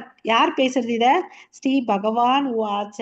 சோ இப்போ நம்ம வந்து பார்த்திருக்கோம், நம்ம நேத்து வந்து துருதராஷ்ட உவாச்ச, இப்போ வந்து சஞ்சய உவாச்ச, அர்ஜுன உவாச்ச, யார் யாரெல்லாம் பேசுறாங்களோ அவங்களுக்கு முன்னாடி பேர் போட்டு உவாச்சன்னு சொல்றோம். ஆனா இந்த ஸ்லோகத்தை பாத்தீங்கன்னா கிருஷ்ண உவாச்சன்னு வரல. என்னன்னு வந்திருக்குது சொல்லுங்க. ஹரே கிருஷ்ணா. ஸ்ரீ பகவான் உவாச்ச. தேங்க்யூ பிரபு. ஸ்ரீ பகவான், ஏன்னா இந்த இடத்துல வந்து கிருஷ்ணான்னு சொல்லல. ஏன்னா எல்லா செல்வ வளங்களும் வந்து பாத்தீங்கன்னா நிறைஞ்சு இருக்கிறவர் தான் பகவான் கிருஷ்ணர். ஓகேவா? இந்த பகவான் என்ற வார்த்தை வந்து பாத்தீங்கன்னா கிருஷ்ணருக்கு மாத்திரம் தான் யூஸ் பண்ணணும். இது யார் சொல்லியிருக்காருன்னு பாத்தீங்கன்னா பராசர முனி சொல்லியிருக்காரு. அவர் யாரு? வேதவியாசருடைய தந்தை பராசர முனி வந்து பகவான்ற வார்த்தை. ஏன் பகவான்ற வார்த்தைக்கு என்ன அர்த்தம்? எல்லா விதமான அழகு. Okay, all beauty. ஓகே, எல்லா விதமான ஞானம், ஆல் நாலேஜ். பூர்ண அவதாரம் மாதாஜி. பிரபு 6 வேர்ட்ஸ், 6 ஐஸ்வர்யங்களை வந்து நிறைஞ்சி வச்சிருக்கிறதுனால பகவான் சொல்லிட்டு சொல்றோம். ஓகேங்களா? All knowledge, all beauty, all renunciation, எல்லா விதமான துறவு, எல்லா விதமான செல்வ வளங்கள், ஆல் ரிச்சஸ், ஆல் ஸ்ட்ரென்த், எல்லா விதமான வலிமை, எல்லா விதமான புகழ், ஃபேம், இந்த 6 நிரம்பி இருக்கிறது அவர்கிட்ட தான். இப்ப நம்ம உதாரணத்துக்கு நம்ம இந்த உலகத்துல பார்த்தோம்னு வச்சுக்கோங்களேன், சயின்டிஸ்ட் ஞானம் நிறைய இருக்குன்னா யாருக்கு ஞாபகம் வரும்? ஐன்ஸ்டீன் ஞாபகம் வரும், இல்லைன்னா நம்ம அறிஞர்கள் யாராவது பேர் ஞாபகம் வரும் இல்லைங்களா? அழகுன்னு எடுத்துட்டு நமக்கு யார் ஞாபகம் வரும்? வேர்ல்டுல இருக்கக்கூடிய யூனிவர்ஸ், மிஸ் யூனிவர்ஸ் அவங்கள ஞாபகம் வரும். ஐஸ்வர்யா ராய் அது மாதிரி யாராவது ஞாபகம் வரும். அறிவு, செல்வம், துரத்தல் எல்லாமே இருக்கக்கூடிய மனுஷனை நம்ம பார்த்திருக்கிறோமா? இல்ல இல்லையா? ஆனா பகவான் கிட்ட எல்லாமே இருக்கு. அவர்கிட்ட பாருங்க, எதிர்முனையே அழகு, ஞானம், அறிவு, வலிமை எல்லாமே இருக்கு. அவர்கிட்ட துரத்தலும் இருக்கு இல்லையா? அந்த எல்லா காம்பினேஷன் அவர்கிட்ட இருக்குனால அந்த வார்த்தை பகவான் சொல்லிட்டு அவருக்கு மாத்திரம் தான் யூஸ் பண்ணணும். ஓகேங்களா? ஸோ இப்போ வந்து சொல்றார், என்னப்பா கிருஷ்ணா, கிருஷ்ணர் வந்து சொல்றார், அர்ஜுனா உன்கிட்ட இருந்து எப்படி கஷ்மலம் திட்டுவோம் இல்லைங்களா? என்ன கஷ்மலம் சொல்லிட்டு, கஷ்மலம்னா என்ன அர்த்தம்னா அழுக்கு. இந்த அழுக்கு எப்படி உன் இருதயத்துல வந்துச்சு அப்படின்னு கேட்கிறார். எப்படி நீ இவ்வளவு அளவுக்கு பலவீனமா ஆகுன? வேதங்களை படிச்சிருக்க, வில்விதன் ஆயிருக்க, ஈவன் நீ வந்து யார்கிட்ட சண்டை போட்டிருக்க? சிவன் கிட்ட சண்டை போட்டு வின் ஆயிருக்கிற, நிறைய மிலிட்டரி சர்டிபிகேட் எல்லாம் வாங்கி வச்சிருக்க. உன்கிட்ட இருந்து எப்படி இந்த கோழைத்தனம் வந்துச்சு, எப்படி இந்த களங்கங்கள் வந்துச்சுன்னு சொல்லிட்டு கிருஷ்ணர் கேட்கிறார். ஓகேங்களா? இந்த இது போன்ற களங்கங்கள் எங்கிருந்து வந்தன? வாழ்வின் மதிப்பை அறிந்த மனிதனுக்கு இவை தகுதியற்றவை. இந்த குழப்பங்கள், களங்கங்கள் என்னாச்சு? நமக்கு தகுதி இல்லாதது. இவை மேலுலகங்களுக்கு கொண்டு செல்வதில்லை, அவமானத்தை கொடுக்கின்றன. நீ இது மாதிரி இருந்தேன்னு வச்சுக்கோங்க, மேலோகத்துக்கு போக மாட்ட, உனக்கு வந்து அவமானம் தான் வரும். ஓகேவா? சண்டை போட மாட்டேன்னு சொன்னேன்னு வச்சுக்கோங்க, யாராவது உன்னை புகழ்வாங்களா? கோலன்னு சொல்லிட்டு தான் திட்டுவாங்கன்னு அப்படின்னு சொல்லிட்டு சொல்றார். ஓகேங்களா? ஹரே கிருஷ்ணா. அதுக்கு அடுத்து இந்த கோழைத்தனத்தை எல்லாம் விட்டுட்டு நீ எழுந்துடுப்பா, எழுந்து நீ என்ன பண்ண, கெட் அப். ஓகே, இந்த பலவீனத்தை விட்டுட்டு நீ சண்டை போடுன்னு அப்படின்னு சொல்லிட்டு சொல்றார். ஓகேவா? சும்மா இந்த செல்றத்தனமான பலவீனத்தை வச்சுட்டு இருக்காத, நீ எந்திரி, உன்னுடைய சத்திரிய தர்மம், நீ ஒரு சத்திரியன் இல்லையா? சத்திரியனுடைய செயல் என்ன? சண்டை போடணும் இல்லையா? தர்மத்தை பின்பற்றணும். நீ தர்மத்துக்கோசம் சண்டை போட்டேன்னு வச்சுக்கோங்களேன், அது வந்து உனக்கு பாவம் இருக்காது, உனக்கு கை வந்து ரத்தக்கரை ஆகாதுன்னு சொல்லிட்டு சொல்றார். ஓகேவா? நீ சண்டை போட்டேன்னாதான் பாண்டவர்கள் பக்கம் வெற்றி அடைவாங்க. யுதிஷ்ட மகாராஜா வந்து அரியணையில உட்கார முடியும். யுதிஷ்டர் வந்து பாத்தீங்கன்னா தர்மவான் இல்லையா? தர்மத்தை ஃபாலோ பண்றவர்கிட்ட அரச பொறுப்பை கொடுத்தா அந்த உலகம் வந்து பாத்தீங்கன்னா நல்ல வழிய போகும் அப்படின்னு சொல்லிட்டு கிருஷ்ணர் சொல்றார். அவருடைய பிளானே இதுதான். யுதிஷ்டர் வந்து நல்லவன், அவனை வந்து அரசாட்சியில வைக்கணும். துரியோதன் கையில கொடுத்தா எல்லாமே சீரழியும், அவன் கிட்ட கொடுக்க கூடாதுன்னு அப்படின்னு சொல்லிட்டு. ஓகேவா? ஹரே கிருஷ்ணா. ஏன்னா நம்ம இந்த இடத்துல வந்து சீதா மாதாவை கடத்திட்டு போன ராவணன் இல்லையா? அவனோட கதி என்ன ஆச்சு? அழிவுதான் கிடைச்சிச்சு இல்லையா? அவன் தவறு பண்ணான். நல்லவனா இருந்தா கூட, ஒரு சிவபக்தனா இருந்தாரு, நல்லவரா இருந்தாரு, பட் ஒரு தவறை செஞ்சார் இல்லையா? தவறு செஞ்சதுனால அவர் என்ன ஆச்சு? அவர் செஞ்ச காரியம் தவறான காரியம், அதனால அவருக்கு கேடு நடந்துச்சு. அதனால நம்ம வந்து பாத்தீங்கன்னா தர்மத்தை ஃபாலோ பண்ணணும். ஓகேவா? சோ எந்த செயலும் வந்து நம்ம என்ன பண்ணணும்? கிருஷ்ணருக்கோசம் செய்யணும். கிருஷ்ணருக்கோசம் செஞ்சதுனால நமக்கு என்ன ஆகும்? அது வந்து பாவமா தெரிஞ்சா கூட அதுல வந்து நன்மை கிடைக்கும். நமக்கு விதிக்கப்பட்ட கடமைகளை கிருஷ்ண உணர்வோட செய்யணும். ஓகேங்களா? சோ இங்க வந்து பாத்தீங்கன்னா சில எக்ஸாம்பிள்ஸ் இருக்கு. அதாவது பிரகலாதனுடைய அப்பா யாரு? இரண்யாகசிபு இல்லைங்களா? அவர் வந்து அசுரனா இருந்தாரு. அவருக்கு வந்து பாத்தீங்கன்னா நல்ல பக்திமானான மகன் பிறந்தான் இல்லையா? அவர் வந்து என்ன பண்ணாரு? அவங்க அப்பாவை எதிர்த்து நீ ஒரு அசுரன் அப்படி இப்படி எல்லாம் திட்டவே இல்லை. விஷ்ணு வந்து என்ன, யாருக்கும் எதிரி இல்ல, விஷ்ணுவை தான் நம்ம வழிபடணும்னு அப்படின்னு சொல்றாரு இல்லையா? அவருக்கு வந்து பயம், நம்ம தம்பியை வந்து கொன்னுட்டாரு, சோ ஹரி வந்து என்னோட குல எதிரின்னு நினைச்சிட்டு இருக்காரு இல்லையா? இரண்யாக்ஷனை வந்து வராக அவதாரம் மூலமா கொன்னுட்டாரு. சோ அவருக்கு என்ன ஆச்சு? பயம் வந்துருச்சு. இவர் வந்து என்னோட குல எதிரி, நான் வளமா இருக்கணும்னு நினைக்கிறார். ஆனா பிரகலாதன் வந்து என்ன பண்ணிட்டு இருக்காரு? ஆத்ம ஞானம் பெற்றவர் நாரதர் மூலமா, அதனால நம்ம வந்து ஹரியதான் வழங்கணும் அப்படின்னு சொல்றார். அப்புறம் 4 குமாரர்கள் வந்து கூட பாத்தீங்கன்னா பிரம்மானுடைய புதல்வர்கள்லாம், அவருக்கு வந்து ஆத்ம ஞானம் கிடைச்சிச்சு. ஆத்ம ஞானம் கிடைச்ச உடனே அவர் என்ன பண்ணாங்க? இந்த குடும்ப வாழ்க்கையெல்லாம் வேண்டாம், நாங்க இப்படியே இருந்து வேதங்களை படிக்கிறோம்னு சொல்லிட்டு இருந்தாங்க இல்லையா? சோ இது மாதிரி உயர்ந்த ஆத்மாக்களை நம்ம பார்க்கலாம். அப்புறம் வந்து பாத்தீங்கன்னா ராவணனும் விபீஷணனும் ஒரே குடும்பத்துல தான் பிறந்தாங்க. அவங்களுடைய பிஹேவியர் பாத்தீங்கன்னா முரண்பாடனா இருக்குது. ராவணன் வந்து ராமர் கிட்ட சரணாகதி ஆகல. விபீஷணன் என்ன ஆனாரு, தான் அண்ணன் பண்றது தப்புன்னு சொல்லிட்டு எடுத்து சொல்றாரு. வேணாம், இப்ப கூட தப்பா இல்ல, லேட் ஆகல, நீங்க போயிட்டு சீதா மாதா கிட்ட போயிட்டு அவங்க கிட்ட வந்து ஒப்படைச்சிருங்க அப்படின்றார். இல்லைன்னு சொல்லிட்டு அவர் பிடிவாதமா இருக்கிறார். அப்புறம் அந்த ராவணனை கொல்றதுக்கும் அவருடைய மகன் கொல்றதுக்கும் வந்து என்ன சொல்றாரு, அவரோட மகன் வலிமை வாய்ந்தவர் இல்லையா? ராமர் கிட்ட போயிட்டு தஞ்சம் எடுக்கிறாரு. அவர் எல்லா விஷயங்களும் சொல்றாரு, இவங்களை எப்படி கொல்லலாம்னு சொல்லிட்டு இல்லையா? கடைசியில ராமர் என்ன பண்றாரு, விபீஷணனுக்கு பட்டாபிஷேகம் பண்றார். ராவணனை கொன்னுட்டு அந்த இலங்கையை வந்து இவர் எடுத்துக்கல. ராமருடைய உயர்ந்த குணம் பாருங்க. நான் ராவணனை கொன்னுட்டேன், நான் தான் அரியணையில உட்காருவேன்லாம் பண்ணல. ராமருக்கு அடுத்த பிறகு அவர் வம்சத்துல யார் இருக்காங்களோ அவங்கள உட்கார வைக்கிறார் இல்லையா? இதுதான் கடவுளுடைய மகிமை இல்லையா? அப்புறம் வந்து பாத்தீங்கன்னா சுக்ராச்சாரியார் வந்து பாத்தீங்கன்னா பலி மகாராஜா வந்து சுக்ராச்சாரியார் வந்தது வந்து குட்ட பிராமணன் இல்லப்பா, இது வாமனனு, நீ எதையும் தாரவாத்து கொடுக்காதன்னு சொல்றார். அதெல்லாம் முடியாது, யார் வந்தாலும் நான் கொடுக்கணும்னு பலி வந்து என்ன பண்றாரு, பிரகலாதனுடைய பேரன் தான், அவர் கொடுக்குறாரு. அவர்கிட்ட பாத்தீங்கன்னா 3 அடி நிலத்தை கேட்கிறாரு. அவர் சொல்லுவார் பலி, வேணாப்பா, நீ வந்து குள்ளமா இருக்கிற, உன் காலடி மண்ணுல என்ன ஆக போகுது, நான் வீடு கொடுக்குறேன், ஒரு கிராமத்தை கொடுக்குறேன். அதெல்லாம் முடியாது. வாமனன் என்ன சொன்னாரு, எனக்கு 3 அடி மண்ணு தான் வேணும்னு சொல்றாரு. சரி, அவர் வைக்கும்போது என்ன ஆனாரு, பிரம்மாண்டமா ஆனாரு இல்லையா? ஆகி ஒரே ஒரு காலடியில இந்த உலகத்தையும், இன்னொரு அடியில வந்து ஆகாயத்தையும், இன்னொரு அடி அவர் தலைமையிலையும் வச்சாரு இல்லையா? அதனால அவர் பாதாளத்துக்கு போயிட்டாரு இல்லையா? பாதாளத்துக்கு வந்து அரசனா இருந்தாரு. அப்ப இங்க பாருங்க கிருஷ்ணருடைய லீலைகள். அவருக்கு போயிட்டு அவர் என்ன பண்ணாரு, கேட் கீப்பரா இருந்தாரு. அந்த அரண்மனையில இருந்து இந்திரனை காட்டிலும் சகல போக ஐஸ்வர்யங்களோட இருக்கக்கூடிய சுத்தல லோகத்துல வந்து அரசனா வச்சாரு. யாரைய, பலிய. ஓகேங்களா? சோ அந்த இடத்துல வந்து வாயில் காப்பனா இருப்பாரு. எந்த கேட்டு பக்கம் வருவாருன்னு சொல்லிட்டு அவர் வெயிட் பண்ணிட்டு இருப்பார். ஏன்னா கேட்டு திறந்து விடுறதுக்கோசம். அப்படியாப்பட்டவர் பகவான் கிருஷ்ணர் பக்த வத்சலன். நம்ம அவர்கிட்ட வந்து சரணாகதி ஆகணும். எப்படி வந்து அர்ஜுனன் சரணாகதி ஆகி ஆத்ம ஞானத்தை பெற்றாரோ அது மாதிரி இல்லைங்களா? அப்புறம் வந்து நமக்கு தெரியும், இந்த பிராமண பத்தினிகள் எல்லாம் வந்து பாத்தீங்கன்னா யக்னம் பண்றதுக்கோசம் நிறைய பலகாரங்கள்லாம் செஞ்சுட்டு இருந்தாங்க. அதே பிராமணர்கள் அவங்களுடைய கணவர்கள்லாம் என்ன பண்ணாங்க, யக்ன குண்டங்கள்லாம் ஸ்தாபனம் பண்ணி மந்திரங்கள்லாம் ஓதி பூஜை புனஸ்காரங்கள் பண்ணிட்டு வந்தாங்க. அப்போ வந்து அந்த மாடு மேய்க்கும் சிறுவர்கள் வந்து கேட்டாங்க, பசியா இருக்குது ஏதாவது கொடுங்க, இடையே போடான்னு துரத்தி விட்டாங்க. அதே பசங்க வந்து பத்னி கிட்ட போய் கேட்டாங்க.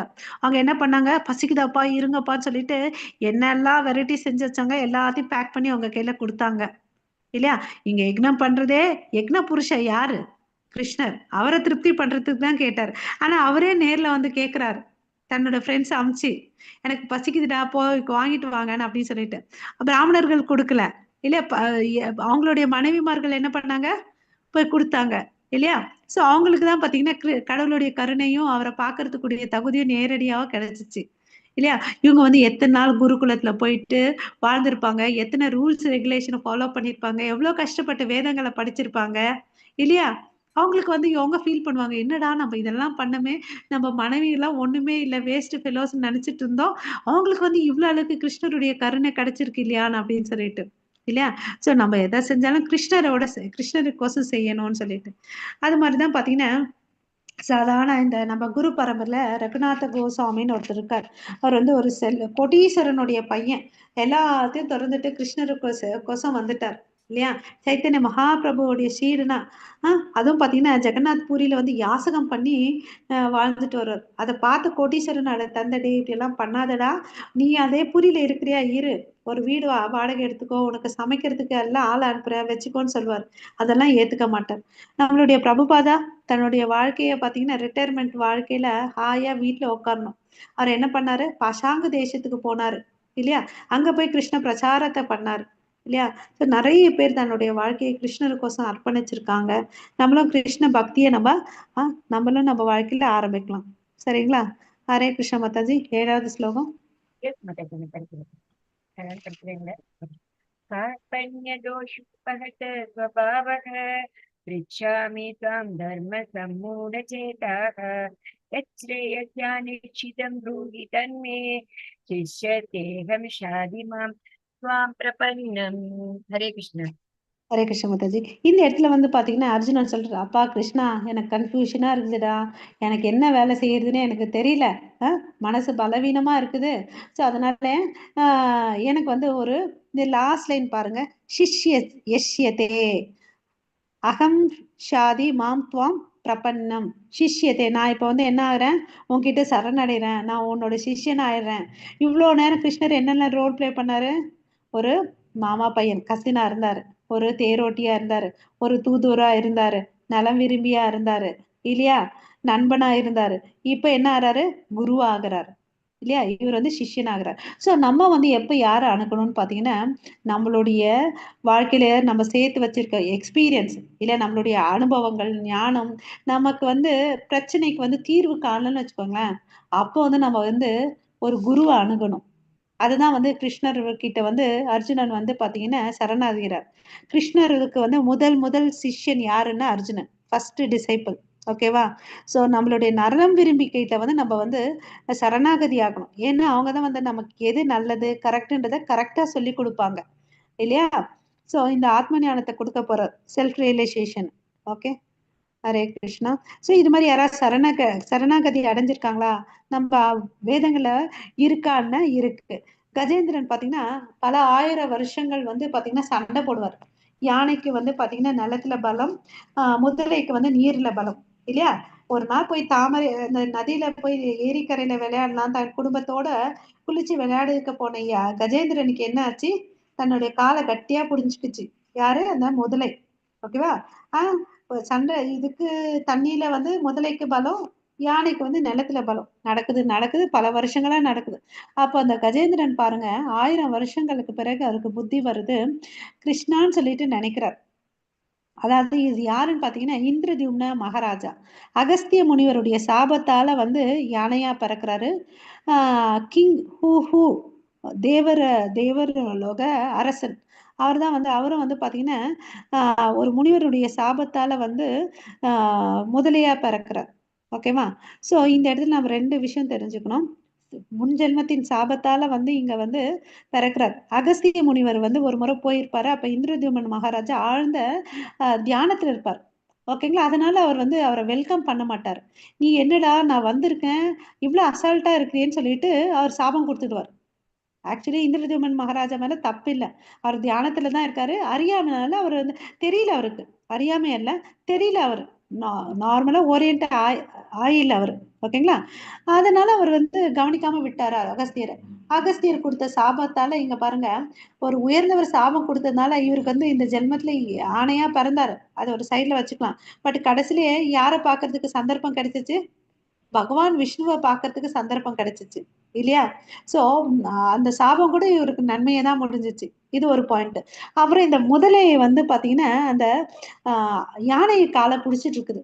சோ இந்த யானை வந்து ஒரு நல்ல பக்தன். ஓகேவா. அந்த கிங் ஊஹூ அவர் வந்து என்ன பண்றாரு, ரிஷி வந்து ஒரு ஓஷன்ல, அதாவது எந்த ஒரு டிஸ்டர்பன்ஸும் இருக்கக்கூடாதுன்னு சொல்லிட்டு தண்ணி கீழே நின்றுட்டு மெடிடேட் பண்ணிட்டு இருப்பார், தியானம் பண்ணிட்டு இருப்பார். அவருடைய கூந்தலை போயிட்டு கட் பண்ணுவார். நீ என்ன கூந்தலை தானே கட் பண்ற, நீ கட் பண்ற வேலையே உனக்கு கொடுக்குறேன் இந்தா போன் அப்படின்னு சொல்லிட்டு அவர் என்ன பண்ணாரு, முதலையா கொடுத்தார். முதலை என்ற சாபத்தை கொடுத்தார், முதலையா போன்னு சொல்லிட்டு. அது வந்து பாத்தீங்கன்னா ஒரு நல்ல பக்தருடைய சகவாசத்தால அதுக்கு என்ன கிடைச்சிச்சு, இந்த இடத்துல மோட்சம் கிடைச்சிச்சு. சோ கஜேந்திரன் வந்து பிரார்த்தனை பண்றார் கடவுளை நோக்கி, இத மேல எல்லாம் அம்மனால முடியாது, 1000 வருஷம் நானும் சண்டை போட்டேன், என்னோட இனத்தினவர்கள் எல்லாம் எனக்கு ஹெல்ப் பண்றாங்க, யாராலும் என்ன விடுதலை பண்ண முடியல, பகவானே உன்னை வந்து நான் பிரார்த்தனை பண்றேன். இப்ப ஞாபகம் வருது அவருக்கு போன ஜென்மத்துல செஞ்ச ஸ்லோகங்கள் ஸ்துதிகள்லாம், அதை வச்சு பிரார்த்தனை பண்ண அவரு கிளம்பி வர்றாரு. என்னடா கருடா நீ இவ்வளோ ஸ்லோவா போறியேன்னு சொல்லிட்டு என் பக்தன் அங்க கஷ்டப்பட்டுட்டு இருக்கான்னு சொல்லிட்டு அவர் என்ன பண்றாரு, தன்னுடைய சுதர்சன சக்கரத்தை அமுச்சு விடுறாரு. அப்ப அது வந்து என்ன பண்ணுது, முதலையோட கழுத்தை வெட்டுது. அப்ப 2 பேருக்குமே என்ன நடக்குது, மோட்சம் கிடைக்குது, கிருஷ்ணரை பார்க்கக்கூடிய பாக்கியம் கிடைச்சிச்சு இல்லையா. இதுதான் ஆதி மூலமே கஜேந்திரன் கத்துனதுனால உலகத்துல இருக்கிற எல்லா தெய்வங்களுக்கும் மூலம் வந்து கிருஷ்ணர்னால கிருஷ்ணர் வந்துட்டாரு. பிரபு. ஓகே பிரபு, சூப்பர் பிரபு. ஸோ நமஸ்தே. தேங்க்யூ பிரபு. பகவான் நோக்கி அவர் வந்து பிரார்த்தனை பண்றாரு. ஓகேங்களா? அதனால பகவான் வந்து பாத்தீங்கன்னா பக்த வட்சலம். அவர் வந்து வராரு உடனே அவரை காப்பாத்துக்கிறதுக்கு. ஸோ இந்த இடத்துல என்ன தெரிஞ்சுக்கலாம்? விலங்குகள், மனுஷன், அந்த பாராபட்சம்லாம் அவருக்கு இல்ல. நீ பக்தியோட கூப்பிட்டியா அவர் வராரு இல்லையா? அதே மாதிரி இந்த நெக்ஸ்ட் போட்டோ தெரியுது இல்லையா? அந்த ஸ்கிரீன்ல பிரம்மா வைபோக லீலைய பண்ணிட்டு தான் தப்பு பண்ணேன்னு சொல்லிட்டு போற. இல்ல இது வந்து இந்திரன். இல்ல பிரம்ம விமோக லீலை, கரெக்ட். I'm sorry. அவர் வந்து லீலைய பண்ணிட்டு தான் பண்ணது தவறுன்னு தெரிஞ்சுக்கிறார். அப்ப வந்து மன்னிப்பு கேட்கிறார் இல்லையா? அப்ப கிருஷ்ணர் சொல்வார், என்னப்பா பிரம்மா, நான் இது மாதிரி கீழே இறங்கி போய் இந்த லீலை பண்ண போறேன்னு சொல்லிட்டு உங்களுக்கு சொல்லிட்டு தானே வந்தனேன் அப்படின்னு சொல்லிட்டு இல்லையா? ஆமா, தெரியாம தப்பு பண்ணிட்டேன், என்னை மன்னிச்சிருங்கன்னு சொல்வார். இனிமேல் நீங்க லீலை பண்ணும்போது எனக்கும் ஒரு கதாபாத்திரம் கொடுங்க. அப்ப என்ன ஆகும்? நான் இது மாதிரி தப்பான அகங்காரம் பிடிச்சிலாம் வந்து நான் வந்து செய்ய மாட்டேன். நான் ஏதோ அசால்ட்டா நினைச்சேன், நீ மாடு மேய்க்கும் சிறிய, நான் வந்து 4 தலைகள் கொண்ட பிரம்மா, எல்லா வேதங்களை படிச்சிருக்கிறவன் சொல்லிட்டு அகங்காரத்தோட பண்ணிட்டேன். எனக்கு இனிமேல் ஒரு கதாபாத்திரம் கொடுத்துருங்க லீலையில, இது மாதிரி எல்லாம் நடக்காம இருக்கும்னு கேட்பார். அதையும் கொடுப்பார். அடுத்த கௌர லீலையில வந்து இவரா வருவார், ஹரிதாஸ் தாக்கூரா வருவார். ஓகேங்களா? அந்த ஸ்டோரி இன்னொரு நாள் நம்ம பார்க்கலாம். ஓகே. ஸோ தன்னுடைய பக்தன் பிரகலாதன், குட்டி பையன், வயசு பாராபட்சம் பார்க்கறது இல்லை கடவுள் இல்லையா? பெரியவங்க தான் கூப்பிடணும், சின்னவங்க கூப்பிட்டாலாம் வரமாட்டேன்னு அப்படிலாம் இல்லைன்றதுக்கு ஒரு உதாரணம் இங்க. இங்க வந்து எப்பவுமே கடவுளை வந்து ஸ்மரணம் பண்ணிட்டு இருக்காரு பிரகலாதர் இல்லையா? தைத்திய குடும்பத்துல பிறந்திருந்தாலும் வந்து பாத்தீங்கன்னா கிருஷ்ண பக்தி, ஹரி பக்தியை பண்ணவர் நம்மளுடைய பிரகலாதன். அதுக்கு அடுத்தது ஹனுமனுக்கும் அருள் பண்ணவர் நம்மளுடைய ராமர் இல்லையா? ஸோ இந்த இடத்துல நம்ம என்னெல்லாம் பார்க்கலாம்? வயசு வித்தியாசம் இல்லை, நீ தேவனா இருக்கலாம், மனுஷனா இருக்கலாம், விலங்கா இருக்கலாம், எதுவா இருந்தாலும் இந்த பக்தி பண்ண கடவுள் வந்து உன்னை ஆசீர்வாதம் பண்றாருன்றதை நம்ம தெரிஞ்சுக்கலாம். ஓகேவா? ஸோ நல்ல ஆசிரியராக பகவான் கிருஷ்ணன் நமக்கு எப்படி வழி காட்டுகிறார்னு ஒரு கேள்வி போட்டுக்கலாம். அதுக்கு என்ன பதில்? ஹரே கிருஷ்ணா. மாதாஜி இத படிங்க மாதாஜி. படிக்கிறேன். तम उवाच ऋषिकेशः प्रहसन्निव भारत सेनयोरुभयोर्मध्ये विषीदन्तम् इदं वचः. ஓகே. இப்போ வந்து பாத்தீங்கன்னா கிருஷ்ணர் வந்து எப்படி பெஸ்ட் டீச்சரா இருக்காருன்னு பாத்தீங்கன்னா, இது வரையும் பண்ணது எல்லாத்தையும் என்ன கேட்டாரு? ஃபர்ஸ்ட் பாயிண்ட பொறுமையா கேட்டுக்கிட்டாரு. டேய் என்னடா அப்படின்னு சொல்லிட்டு நிறுத்துடான்னு அப்படிலாம் ஒண்ணுமே சொல்லல. ஓகேவா? பொறுமையா கேட்டுக்கிட்டார். எங்கேயுமே இவர் கண்டிக்கவே இல்லை. இப்ப வந்து ரொம்ப ஒரு அழகான புன்னகையை பூக்குறார். புன்னகையை பூத்துட்டு அவர் என்ன பண்றாரு? பேச ஆரம்பிக்கிறார் இல்லையா? ஸோ அந்த புன்னகை கொடுத்தா அவருக்கு என்ன ஆகுது? நம்ம ஆப்போசிட்ல இருக்கக்கூடிய பர்சனுக்கு கம்ஃபர்ட் ஜோன் வருது இல்லையா? அத ஃபர்ஸ்ட் செகண்ட் லைன்ல பாருங்க. செகண்ட், பிரசன்ன இவ பாரதா. பிரசன்ன என்ன அர்த்தம்னா சிரிக்கிறார். சிரிச்சுட்டு புன்முறுவலோட, அவருக்கு பொறுமையும் இருக்கு, அக்செப்டன்ஸும் இருக்கு இல்லையா? புன்முறுவலோட இங்க வந்து பதில் சொல்றாரு. ஆக்சுவலி கிருஷ்ணர் இங்கதான் வந்து ஃபர்ஸ்ட் ஸ்லோகத்தை வந்து பேச ஆரம்பிக்கிறார், நமக்கு வந்து ஆத்ம ஞானத்தை கொடுக்கிறார். படிங்க மாதாஜி. श्री भगवान उवाच अशोच्य अनवोच्य त्वं प्रजानवदंश्च भाससे गतासुम् अगतासुम् च नानुशोचन्ति पंडितः. हरे कृष्ण. இப்ப வந்து இப்போ பகவான் பேசுறார், கிருஷ்ணர் பேசுறார். என்ன? அறிவாளியை போல பேசும் அதே சமயத்தில் கவலைப்பட வேண்டியதற்காக நீ கவலைப்படுகிறாய், வேண்டாதவற்றிற்காக நீ கவலைப்படுகிறாய். சோ இங்க என்ன சொல்றாரு? பேசுறது எல்லா எப்படி பேசுறாரு? வேதங்கள் இருக்கிறது எல்லாத்தையும் ஹைலைட் பண்ணி பேசுறாரு இல்லையா? குடும்ப பாரம்பரியம் போயிடும், இன்பம் இல்ல, அது இல்லைன்னு சொல்லிட்டு அர்ஜுனன் பேசுறார். ஓகே. ஆனா இதெல்லாம் வந்து கவலைப்பட வேண்டிய அவசியமே இல்லப்பா. அதுக்கு வந்து நீ கவலைப்பட்டுட்டு இருக்க. அறிஞர் வாழ்பவர்களுக்காகவோ மாண்டவர்களுக்காகவோ வருந்துவது இல்லை. சோ இந்த இடத்துல வந்து பாத்தீங்கன்னா நிதானத்துடன் சொல்றாரு. என்ன சொல்றாரு? Knowledge of body and soul. இந்த உடலை பத்தியும் இந்த ஆத்மாவை பத்தியும் அவர் விலாவரியா சொல்றார். ஓகேவா? சோ அதாவது இந்த பகவான் வந்து சிறந்த ஆசிரியர். எப்படி?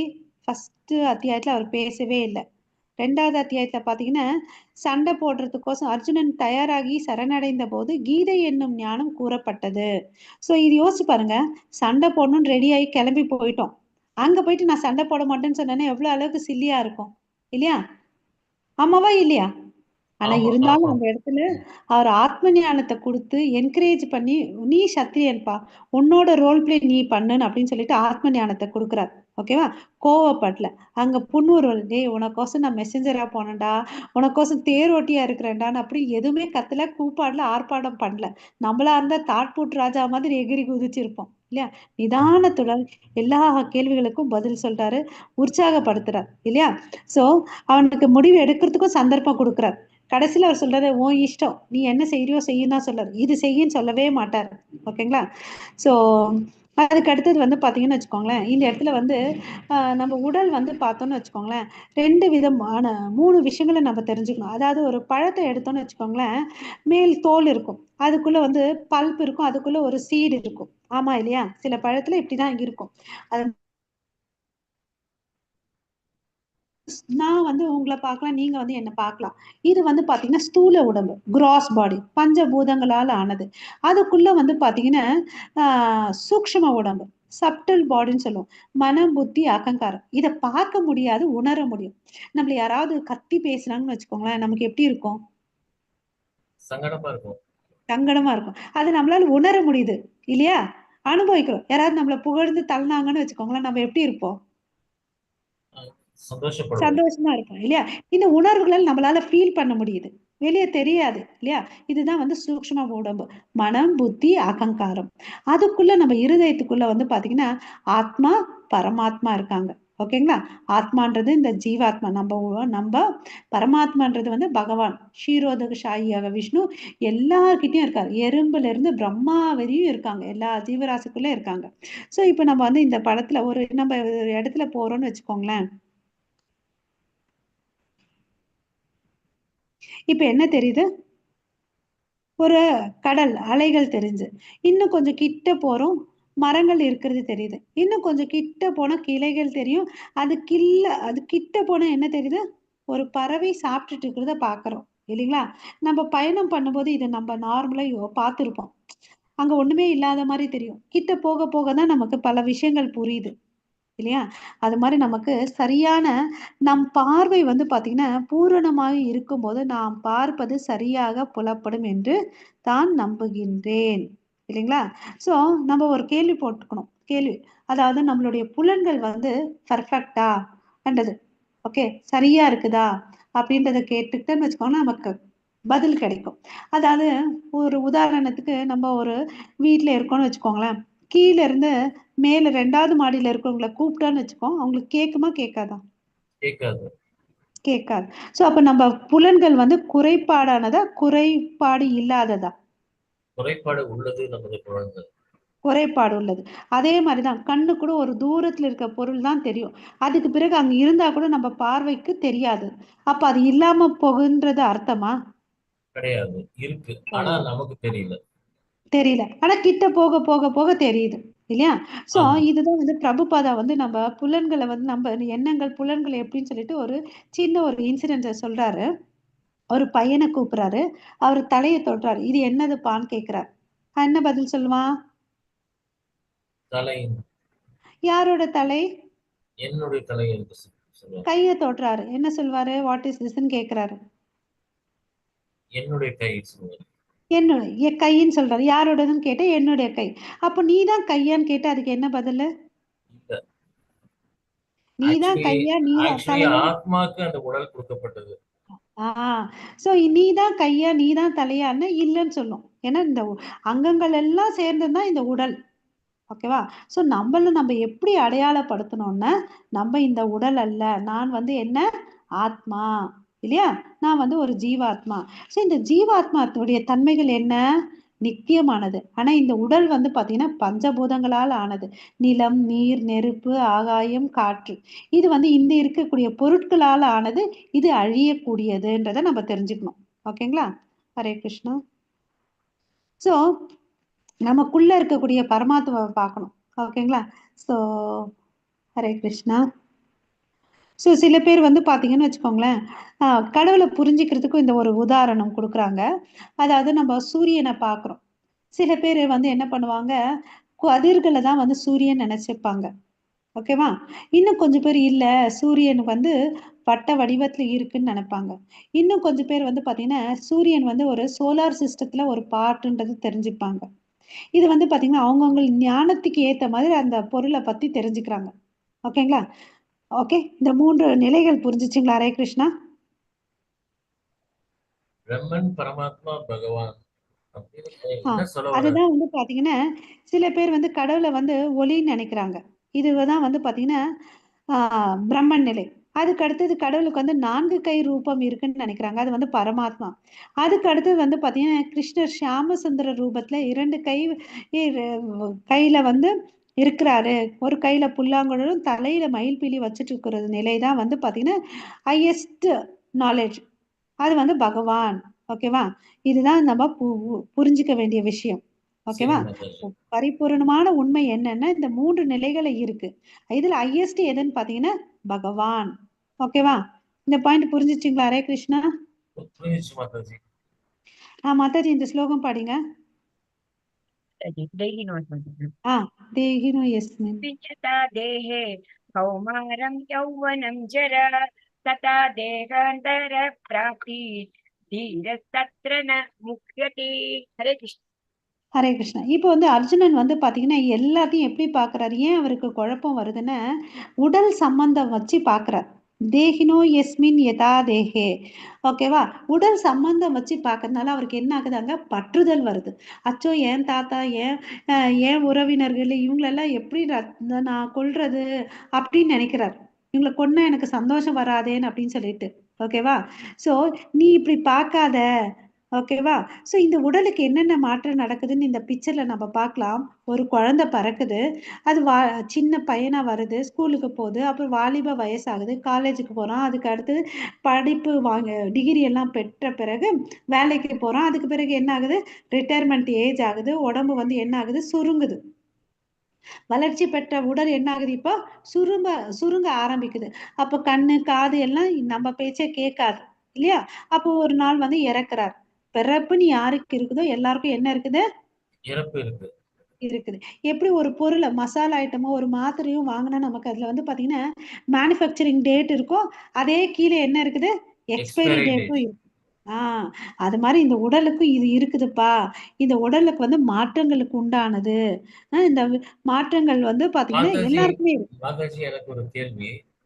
ம். ஒரு விஷயம் தெரிஞ்சுட்டு நம்ம எதுக்கு வாழணும்னு புரிய மாட்டேங்குது மாதாஜி. எப்படியோ சாக போறோம். எதுக்காக வந்தோம், எதுக்காக வாழ்றோம், எதுக்காக போறோம்னு புரிய மாட்டேங்குது மாதாஜி. இல்ல பிரபு, நம்ம இப்ப என்ன பண்ணணும்னா, இப்ப இந்த டேக் ஹோம் மெசேஜ் இந்த இடத்துல இந்த ஸ்லைட்லேருந்து ஐ அம் நாட் திஸ் பாடி. நான் வந்து இந்த உடல் அல்ல. நான் ஆத்மான்றத ஃபர்ஸ்ட்டு நம்ம கிளாரிட்டியா வச்சுக்கணும். சரி ஆத்மாவுடைய மாதாஜி. கடமை என்ன? நம்ம வந்து கிருஷ்ணருக்கு சேவை செய்யணும். கிருஷ்ணருக்கு சேவை செய்யணும்னா நான் என்ன பண்றேன்? காலையிலேருந்து சாயங்காலம் வரையும் ஒரு நிமிஷம் இந்த பாயிண்ட் சொல்லிடுறேன் பிரபு. இந்த ஸ்லைடு முடிஞ்சிரும். இந்த இடத்துல வந்து பார்த்தீங்கன்னா, ஆத்மா சைஸ் பாருங்க. அந்த குழந்தையில என்ன சைஸா இருந்துச்சோ, அதே சைஸ் தான் அந்த பெரியவங்கள ஆகுற வரையும் ஆகுது. ஆனா இந்த உடல் வந்து பார்த்தீங்கன்னா, கை, கால் எல்லாம் பெருசாகுது, வளர்ச்சி அடையுது, சுருங்குது. ஆத்மாக்கு வந்து என்ன இல்ல? மாற்றமே இல்லன்றத இந்த பிக்சர் மூலியமா தெரியுதா எல்லாருக்கும்? புரியுது மாதாஜி. இல்லைங்களா? ஆ ஸோ இத தெரிஞ்சுக்கணும். ஆத்மாக்கு மாற்றம் இல்ல. அது நித்தியமானது. அது இறந்த பிறகு இன்னொரு அப்படியே கன்டினியூஷன் ஆகுது பாருங்க. அது கர்மத்துக்கு ஏத்த மாரி இன்னொரு உடலுக்கு போது. ஓகேங்களா? இன்னொரு உடலுக்கு போது. ஸோ இது வந்து தொடர்ந்துட்டே தான் இருக்கும். இத வந்து நிறுத்தணும். இதுதான் நம்மளுடைய அதாவது நம்ம சங்கராச்சாரியார் சொல்லுவாரு இல்லையா? புனரப்பி ஜனனம், புனரப்பி மரணம்னு சொல்லிட்டு. ஆமா ஆ மாதாஜி. இந்த ஜென்ம பஜகோவிந்த பிறப்பு பஜகோவிந்தத்தால ஃபேமஸான வெர்ஸ் அது. ஆ பிறப்பு, இறப்பு என்ற சக்கரத்த வந்து நிறுத்தணும். அதுதான் நம்மளுடைய பெர்மனன்ட் ப்ராப்ளம். அத நம்ம தெரிஞ்சுக்காம வாழ்ந்துட்டு இருக்கோம். இப்ப நீங்க கேட்ட கேள்விக்கு பதில் என்னன்னா, நான் ஆத்மான்னு நான் தெரிஞ்சுக்கிட்டேன். ஸோ ஆத்ம கடமை என்ன? நான் காலையில எழறேன்ப்பா. இனிமேல் நான் என்ன பண்ணணும், பிரம்ம முகூர்த்தத்துல எழணும். ஏன்னா அப்ப வந்து அந்த டைம்ல கிருஷ்ணர் பக்கத்துலயே இருக்காரு. கிருஷ்ணான்னு கூப்பிட்டு அவர் ஓடி வந்துடுவார். ஓகேவா? அவருடைய நாம ஜபத்தை வந்து நம்ம பண்ணலாம். காலையில நம்ம கிளாஸ் ஸ்டார்ட் பண்றதுக்கு முன்னாடி நம்ம இன்னைக்கு வந்து ஒரு ரவுண்டு பண்ணோம். நாளையில இருந்து நம்ம என்ன பண்ணலாம், ஒரு 2-3 ரவுண்டு பண்றதுக்கு ட்ரை பண்ணலாம். சீக்கிரம் ஜாயின் ஆகலாம். ஸோ இப்போ வந்து என்ன ஆகுது, எனக்கும் கிருஷ்ணருக்கும் வந்து உறவு வந்து இருந்துச்சு. நான் மறந்துட்டேன் இத்தனை நாள் மாயையினால. இந்த உறவை நான் புதுப்பிச்சுக்கணும். அதுக்கு நாமஸ்மரணம் பண்ணணும். நான் சமைக்கிறேன். கிருஷ்ணருக்கோசம் சமைச்சு அதை வந்து அர்ப்பணிச்சுட்டு பிரசாதமா எடுக்கலாம். கோயிலுக்கு போலாம். ஸோ இப்படி நம்ம உறவுகளை கிருஷ்ணரோட தொடர்பு படுத்திட்டு நம்ம வாழணும் பிரபு. சரிங்க பக்தர்களோட மாதாஜி. சங்கத்தோட வாழணும். சரி உங்க கேள்விக்கு பதில் கிடைச்சிச்சுங்களா? கிடைச்சிருச்சு மாதாஜி. ஹரி போல், ஹரே கிருஷ்ணா. உடம்பு வந்து பிரச்சனையில இருக்கும்போது ஆத்மா வந்து அது கண்டுக்காம இருக்கணுமா மாதாஜி? அப்படி இல்ல. இப்ப வந்து ஒருத்தருக்கு ஜுரம் இருக்குன்னா அப்படியே விட்டுடணும்னு அர்த்தம் இல்ல. அந்த ஜுரத்துக்கு அவர் என்ன பண்ணணும், வைத்தியம் பண்ணிக்கணும். சரி டாக்டர் கொடுத்த மாதாஜி. மருந்தை எடுத்துக்கணும். அப்பதான் சரியாகும். நம்ம வந்து பாத்தீங்கன்னா ஈவன் பிரபுபாதா வந்து அந்த வயசுல கூட அவர் வாக்கிங் போனாரு. ஹார்ட் அட்டாக் கூட வந்துச்சு இல்ல மாதாஜி ஆ, அவருக்கு? ஆமா. அது பயணம் பண்ணும்போது ஹார்ட் அட்டாக் வந்துச்சு. அவர் வந்து பாத்தீங்கன்னா மார்னிங் வாக் வந்து இன்சிஸ்ட் பண்றாரு. நம்ம ஆரோக்கியத்தை நல்லா வச்சுக்கணும்னு சொல்றாரு. ஏன்னா இந்த உடலை வச்சுதான் நம்ம அவருக்கு சேவை செய்ய முடியும். சரிங்க மாதாஜி. அதனால உடலை நெக்லெக்ட் பண்ணுன்னுலாம் அவர் சொல்லல. காலையில எழு, கிருஷ்ண உணர்வோட இருக்கணும். நாம ஜபம். இந்த கலியுகத்துல வந்து நாம ஜபம் ரொம்ப இம்பார்ட்டன்ட். ஓகேங்களா? மாதாஜி இந்த ஸ்லோகம் படிங்க. ஹரே கிருஷ்ணா. हरे कृष्ण। नैनं चिन्तन्ति शस्त्राणि नैनं दगति पावकः न चैनं क्लेदयन्त्यापो न शोषयति मारुतः। हरे कृष्ण। ஹரே கிருஷ்ணா. ஸோ இங்க என்ன சொல்றாரு, ஆத்மாவுடைய தன்மைகளை சொல்றாரு. ஆத்மாவுடைய சைஸ் பாத்தீங்கன்னா 10,000த்துல ஒரு பங்கு. எதுல 10,000த்துல ஒரு பங்குன்னா, நம்ம முடி இருக்கு இல்லைங்களா, நம்ம முடியுடைய மேற்பகுதி, அந்த டிப்புன்னு சொல்றோம் இல்லைங்களா, டிப்பு நம்மளால பார்க்க முடியுது. அது 10,000 மடங்கா கட் பண்ணணும். 10,000 1/10,000 ஆஃப் த பார்ட். அவ்வளவு அளவுக்கு சின்னதா இருக்குன்னு அப்படின்னு சொல்லிட்டு சொல்றாங்க ஆத்மாவுடைய சைஸ். ஸோ நம்ம கண்ணால பார்க்கவே முடியாது. அவ்வளவு அளவுக்கு சின்னதா இருக்குது. அது வந்து பாத்தீங்கன்னா என்ன பண்ண முடியாது, ஆத்மாவை வந்து எந்த ஒரு ஆயுதத்தாலும் தாக்கவும் முடியாது, தண்ணியில வந்து நினைக்கவும் முடியாது, நீர்ல வந்து நினைக்கவும் முடியாது, ஆஹ் நெருப்புல வந்து எரிக்கவும் முடியாது. உலர்ந்த காற்றால வந்து காற்றால உலர்த்தவும் முடியாது. ஓகேங்களா? இந்த தன்மைகளை கொண்டதுதான் இந்த ஆத்மா. ஸோ இந்த ஆத்மாக்கு என்ன இல்லை, அழிவே இல்லை. ஓகேவா? ஸோ அழிவே இல்லைன்றதை வந்து இந்த இடத்துல நம்ம தெரிஞ்சுக்கணும். அதுதான் இந்த இடத்துல வந்து சொல்லி கொடுக்குறாரு நமக்கு. ஆத்ம ஞானத்தை கொடுக்குறாரு அவர். ஓகேவா?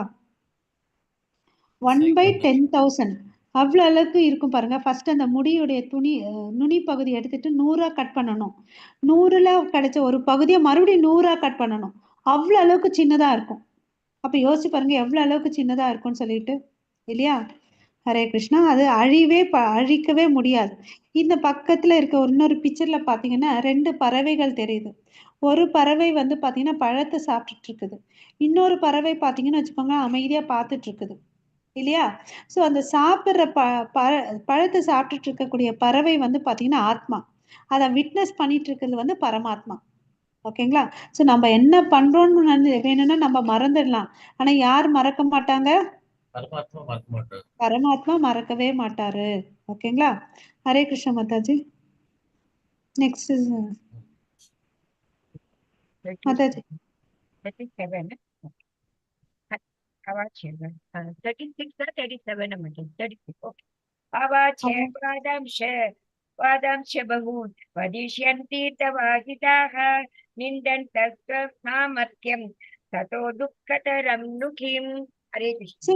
ஹரே கிருஷ்ண மாதாஜி. ஸோ வந்து பாரு, நீ வந்து எதுக்கு வருத்தப்படாத. இப்போ ஒருத்தன் வந்து ஏதோ ஒரு கடல்ல விழுந்துட்டான். அப்போ வந்து நீங்க போய் என்ன பண்ணுவீங்க? அவனுடைய ட்ரெஸ்ஸையும் அவனுடைய ரோலெக்ஸ் வாட்சையும் காப்பாத்துவீங்களா? என்ன பண்ணுவீங்க சொல்லுங்க? அவருடைய உடலை தான் காப்பாற்றணும், மற்றதெல்லாம் அந்த தேவையில்லை. நபரை காப்பாத்துவோம் இல்லைங்களா? அதுதான் வாசாம்சி ஜிர்னானி யதா விகாய. நீ வந்து பாத்தீங்கன்னா இந்த உடல் வந்து பாத்தீங்கன்னா உடலை தான் நம்ம பார்த்துட்டு இருக்கோம் இத்தனை நாள், இல்லையா? நமக்கு வந்து ஐடென்டிட்டி இந்த உடல்னு நினைச்சு வாழ்ந்துட்டு இருக்கோம். நம்ம இந்த உடம்பு போச்சுன்னு வச்சுக்கோங்களேன், பழைய சட்டையை, நம்ம கிழிஞ்சு போன சட்டையை, ட்ரெஸ்ஸை போட்டுட்டு அழுக்கான ட்ரெஸ்ஸைய போட்டுட்டு நல்ல ட்ரெஸ்ஸை போட்டுப்போம், இல்லையா? அது மாதிரி இந்த கர்மங்களை முடிஞ்ச பிறகு இந்த உடல் வந்து அழிஞ்சு போயிடும். நீ எப்படி துணியை மாத்திக்கிற அது மாதிரிதான் உடலை மாத்திக்க போற. ஆத்மா என்ன ஆகுது, ஒரு உடம்புல இருந்து இன்னொரு உடம்புக்கு போகுது.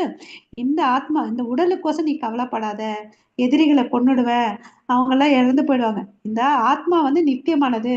சோ நீ வந்து கவலைப்படாதன்னு சொல்றாரு. ஸோ இந்த இது வரையும் அவர் என்ன சொல்லி கொடுத்துருக்காரு, பாடி அண்ட் சோல் கான்செப்டை கொடுத்துருக்காரு, நமக்கு ஆத்ம ஞானத்தை கொடுத்துருக்காரு.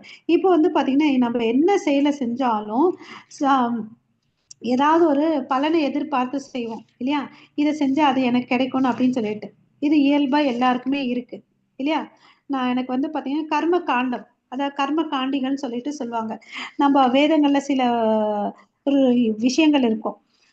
அதை பண்ண எனக்கு வந்து இது கிடைக்கணும் அப்படின்னு சொல்லிட்டு நினைச்சு நம்ம செய்வோம் இல்லையா. சோ அன்பில்லாத வார்த்தைகள் பலவற்றை கூறி உனது எதிரிகள் உனது திறமையை நிந்திப்பர். அதை விட மிகுந்த துன்பம் தரக்கூடிய வேறு என்ன இருக்க முடியும். சோ சில விஷயத்த நம்ம திருப்திக்கோசம் பண்ணுவோம், அதுவும் தவறுன்றாரு. இப்ப நீ பாரு, நீ என்ன நினைக்கிற, இது எல்லாத்தையும் விட்டு நான் போயிடுறேன்னு நினைக்கிறேன். அப்ப அவங்க என்ன தெரியுமா சொல்லுவாங்க, நீ கோழன்னு சொல்லுவாங்க. நீ ஏதோ பெருசா வந்து தியாகம் பண்ண, கருணைனால விட்டு கொடுத்துட்டு போனேன் அப்படின்னு சொல்லுவாங்கல்ல நினைக்காத. நீ கேஸ் இப்படி போனேன்னு வச்சுக்கோங்களேன், அது உனக்கு என்ன ஆகும், பாவம். நீ பாவத்தை சம்பாதிக்கிற. ஏன்னா உன் கடமையை நீ செய்யல. அப்புறம் உனக்கு வந்து அகீர்த்தி, உனக்கு வந்து புகழ் வராது. ஓகேவா, இகழ்ச்சி தான் வரும். அதுக்கு அடுத்தது எல்லாரும் உன்னை நிந்திப்பாங்க, நிந்தனை பண்ணுவாங்க. பயத்தால ஓடி போயிட்ட, புறமுதுக காட்டிட்டு சண்டை போடாம போயிட்டேன்னு அப்படின்னு நினைப்பாங்க. அதனால நீ என்ன பண்ணு, பெட்டர் நீ சத்திரியன், கோழையா இருக்காத. உன்னுடைய செயலை, சண்டை போடதான் உன்னுடைய செயல், அதை நீ செய்யின்னு அப்படின்னு சொல்ற. ஓகேவா. இதுதான் வந்து பாத்தீங்கன்னா இந்த ஸ்லோகத்துல அவரு கிருஷ்ணர் வந்து சொல்றார். ஓகேவா. சோ நீ தயவு செய்து எல்லா இந்த பலவீனத்தை எல்லாம் விட்டுட்டு நீ சண்டை போடு. சண்டை போட்டேன்னா நீ என்னாக, சொர்க்கத்துக்கு போவ, தோத்துட்டியன, இல்லைன்னா அஸ்தினாபுரத்துக்கு ராஜா ஆவ, எழுந்திருப்பான் அப்படின்னு சொல்றாரு. ஓகேவா. மாதாஜி, ஹரே கிருஷ்ணா. ஸ்வர்க்கம் ஜித்வா ஜித்வா வக்ஷ்யசே மஹீம் தஸ்மாத் உத்திஷ்ட கௌந்தேய யுத்தாய கிருத நிச்சயः. ஹரே கிருஷ்ணா. நிச்சயத்தோட, திடமான மனசோட, கிருத நிச்சயக, சண்டை போடுப்பா. ஃபர்ஸ்ட் லைன்ல பாருங்க, ஸ்வர்க்கம் முடியுது. அதோவா பிராப்யஸ் எசி ஸ்வர்க்கம், ஸ்வர்க்கத்துக்கு போவ, இல்லைன்னா இந்த இடத்துல வந்து என்ன ஆக, ராஜா ஆகுவ. கிருத நிச்சயக, டிட்டர்மினேஷனோட இரு, போய் எழுந்து போய் சண்டை போடுன்னு சொல்றார். ஓகேவா. அதுதான் இந்த பிக்சர்ல நம்ம பார்க்கலாம். கிருஷ்ணர் சொல்றாரு பாருங்க, அர்ஜுனா சண்டை போடுடா, ஒண்ணு இந்த அர்ச்சனாபுரத்துக்கு அர்ச்சனாவ, இல்லைன்னா சொர்க்கத்துல போய் சந்தோஷமா இருக்கலனா, ஏன்னா கிருஷ்ண உணர்வோட நீ செய்யன்னு சொல்றார். ஹரே கிருஷ்ண மாதாஜி. நேஹா விக்ரமநாசோசி பிரத்யவாயோ ந வித்யதே ஸ்வ அல்பம் யஸ்ய தர்மஸ்ய ராயதே மஹதோ பயாத். ஹரே கிருஷ்ணா. ஹரே கிருஷ்ணா. சோ இங்க வந்து பாத்தீங்கன்னா நீ என்ன பண்ணாலும் ஸ்வல்ப அபியாச. ஓகேவா. இந்த 3வது லைன் பாருங்க, ஸ்வல்பம் அபியாச தர்மஸ்ய திராயதோ மகதோ பயாத். சோ நீ கொஞ்சம் பண்ணா கூட இந்த கிருஷ்ண உணர்வோட நீ செய்யக்கூடிய உணர்வுகள்ல வந்து தவறே இருக்காது, உனக்கு லாபம் தான் இருக்கும்னு அப்படின்னு சொல்றாரு. அதாவது ஒரு சிம்பிளா நம்ம புரிஞ்சுக்கணும்னா, நம்ம எல்லாம் இப்ப இருக்கிறோம். நான் வந்து ஏதோ ஒரு டிகிரி வச்சிருக்கேன், நான் இறந்துடுறேன்னு வச்சுக்கோங்களேன், அடுத்த ஜென்மத்தில் நான் பிறக்கிறேன். அப்ப நான் எங்க இருந்து ஆரம்பிக்கணும், என் படிப்பை பேபி கிளாஸ்ல இருந்து ஆரம்பிக்கணும். அதே நான் பக்தி பண்ணியிருக்கிறேன், எனக்கு வந்து பாத்தீங்கன்னா ஒரு 50% பண்ணியிருக்கேன்னா, அடுத்த ஜென்மத்துல பிறக்கும் போது 51% இருந்து ஆரம்பிக்குவேன். பக்தி வந்து என்ன ஆகுது, நம்ம அந்த ஸ்டேட்மெண்ட் எடுக்கும்போது அக்கௌண்ட் புக்ல கேரி ஃபார்வர்டுன்னு வருது இல்லைங்களா, அது மாதிரி கேரி ஆகும் பக்தி பண்ண. ஸ்வல்ப அபியாசம், நீ கொஞ்சம் பண்ணியிருந்தா கூட உனக்கு வந்து அது கேரி அவுட் ஆகுது. அதனால வருத்தப்பட தேவையில்லை. ஐயோ எனக்கு வயசாயிடுச்சு, நான் இத்தனை நாள் வந்து பக்தி பண்ணல, நான் பண்ணா இப்ப செல்லுமான செல்லும். நீ பண்ண பண்ண பண்ண உன்னுடைய பர்சன்டேஜ் வந்து அதிகரிச்சுட்டே போகும், அது வந்து வேஸ்டே ஆகாது. ஓகேங்களா. ஸோ நீ பக்தி பண்றதுனால உனக்கு லாபம் தான் கிடைக்கும். அதுக்கு வந்து உதாரணம் பார்த்தீங்கன்னு வச்சுக்கோங்களேன், ஒரு பிக்சர்ல எலி தெரியுதா. ஹரே கிருஷ்ணா. தெரியுது மாதாஜி. பிரபு லைவ் போயிட்டு இருக்கா பிரபு மாதாஜி, லைவ்னு வருதா ஸ்கிரீன்ல. வருது வருது Mataji. Mataji. This thank you meeting Mataji. is being live streamed அப்படின்னு போட்டுருக்கு. ஓகே பிரபு. ஸோ இது ஒரு சின்ன ஸ்டோரி. இன்னைக்கு கொஞ்சம் நாள் ஆயிடுச்சு, ஏன்னா இன்னைக்கு நேரம் ஆயிடுச்சு, ஏன்னா 72 ஸ்லோகம் இருக்கு. கொஞ்சம் டாலரேட் பண்ணிக்கோங்க எல்லாரும். ஹரே கிருஷ்ணா. இன்னைக்கு ஒரு நாள் மாத்திரம். ஓகே, ஹரே கிருஷ்ணா. ஸோ இங்க என்ன ஆச்சுன்னா, ஒரு எலி இருக்கு. அது வந்து என்ன ஆச்சுன்னா, ஒரு கோயில்ல இருக்கு அந்த எலி. கோயில் என்ன பண்ணுவாங்க, கடவுளுக்கு பக்கத்துல ஒரு தீபம் ஏத்தி வச்சிருக்காங்க. அந்த தீபம் வந்து பாத்தீங்கன்னா அணையிற ஸ்டேஜ்ல இருக்கு. நம்மளும் நம்ம வீட்ல அப்சர்வ் பண்ண அந்த அணையிற ஸ்டேஜ்ல அந்த திரி வந்து பாத்தீங்கன்னா ரொம்ப பழுப்பழுப்பா சிகப்பு நிறத்துல இருக்கும், பழுத்த சிவப்பு நிறத்துல. இந்த எலி நினைச்சிட்டு இருக்குது ஏதோ பழம் தான் இருக்கு போலன்னு நினைச்சிட்டு ஓடி போயிட்டு சாப்பிடலான்னு போகுது. அது போன பிறகுதான் தெரிஞ்சு அது நெருப்புன்னு சொல்லிட்டு அது மூக்க சுடுது. ஓகேவா? நெருப்பு சுடுது. அப்போ முகத்த வந்து ஆட்டுது. அந்த நெருப்பு வெப்பம் தாங்க முடியாம.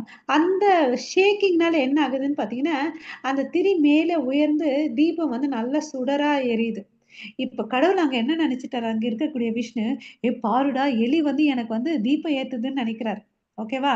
சோ அதுக்கு வந்து நல்ல பிறப்பு குடுக்கணும்னு சொல்லிட்டு அடுத்த ஜென்மம் வந்து நல்ல மனித பிறவியா குடுக்குறார். கீழ்நிலையில இருக்க பிறவி நல்ல பிறவிக்கு குடுக்குறார். அப்படியாப்பட்டவர் தான் பகவான். நீ இத பண்ண, அத பண்ண அதெல்லாம் பார்க்க மாட்டார். நம்ம எந்த மனசோட எவ்ளோ பண்றோம்னு தான் பார்ப்பார். "ஸ்வல்ப அப்யஸ்ய தர்மஸ்ய திராயதோ மகதோ பயாத்." ஓகேவா? ஸோ இந்த பக்தியில சின்னதா பண்ணா கூட நமக்கு வந்து பாதுகாப்பு இருக்கு. நம்ம பலவிதமான ஆபத்துல இருந்து வந்து நம்மள காப்பாத்துதுன்றத நம்ம தெரிஞ்சுக்கணும். ஓகேவா? இங்க இங்க ஒரு சின்ன ஸ்டோரி இருக்கு. அதாவது ஆ அஜ் அ அஜாமிலன்னு சொல்லிட்டு ஒரு பிராமணன். அவர் பார்த்தீங்கன்னா, சிறந்த பிராமணர், வேதங்கள், யக்னங்கள் எல்லாம் பண்ணிட்டு வந்தாரு. அழகான குடும்பம், ஆ அ அமைதியான வாழ்க்கை, ஆ பண்புள்ள மனைவி, எல்லாமே இருந்துச்சு. அ பெற்றோர்கள் எல்லாமே நல்லா இருந்துச்சு. ஓகேங்களா? இவரு என்ன பண்றாரு, ஒரு நாள் பார்க்காத விஷயத்த பார்த்துட்டார்.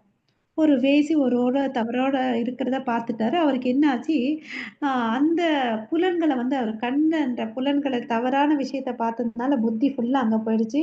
ஸோ இந்த பண்பான, அழகான மனைவிய விட்டுட்டு, குடும்பத்த விட்டுட்டு, ஆச்சாரியமான தாய் தந்தைகள விட்டுட்டு, இந்த பெண் பின்னாடி வந்துடுறார். ஸோ இப்ப சாப்பாடுக்கு என்ன வழி? வேசியோட இருந்தனால தவறான செயல்கள். ஓகே. திருடுறது, கொலை, அ எல்லாமே பண்றாரு. வயசாயிடுச்சு. ஓகே. 10 குழந்தை.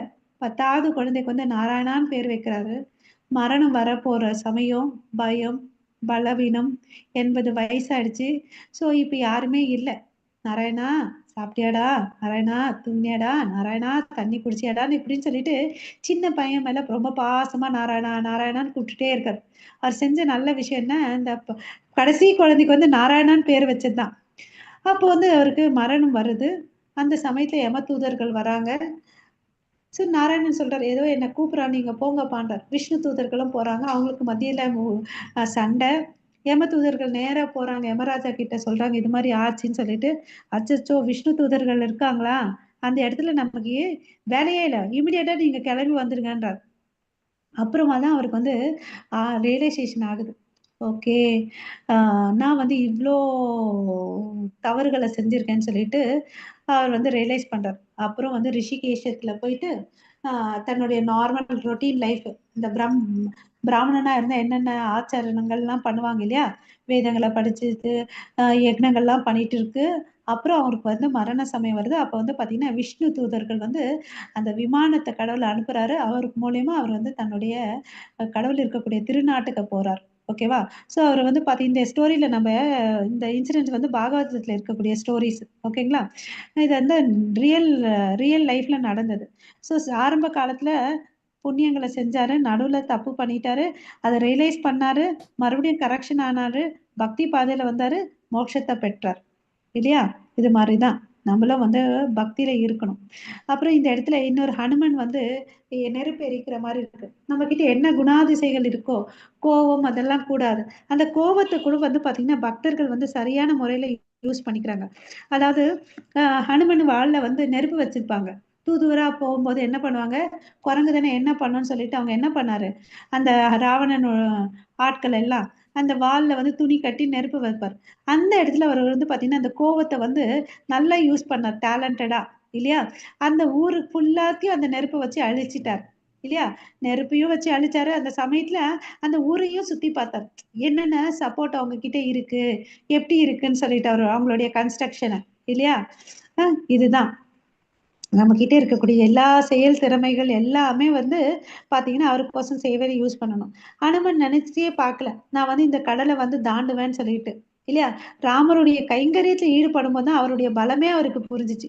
அந்த சமுதிரத்தை ஒரே தாண்டினார் இல்லையா?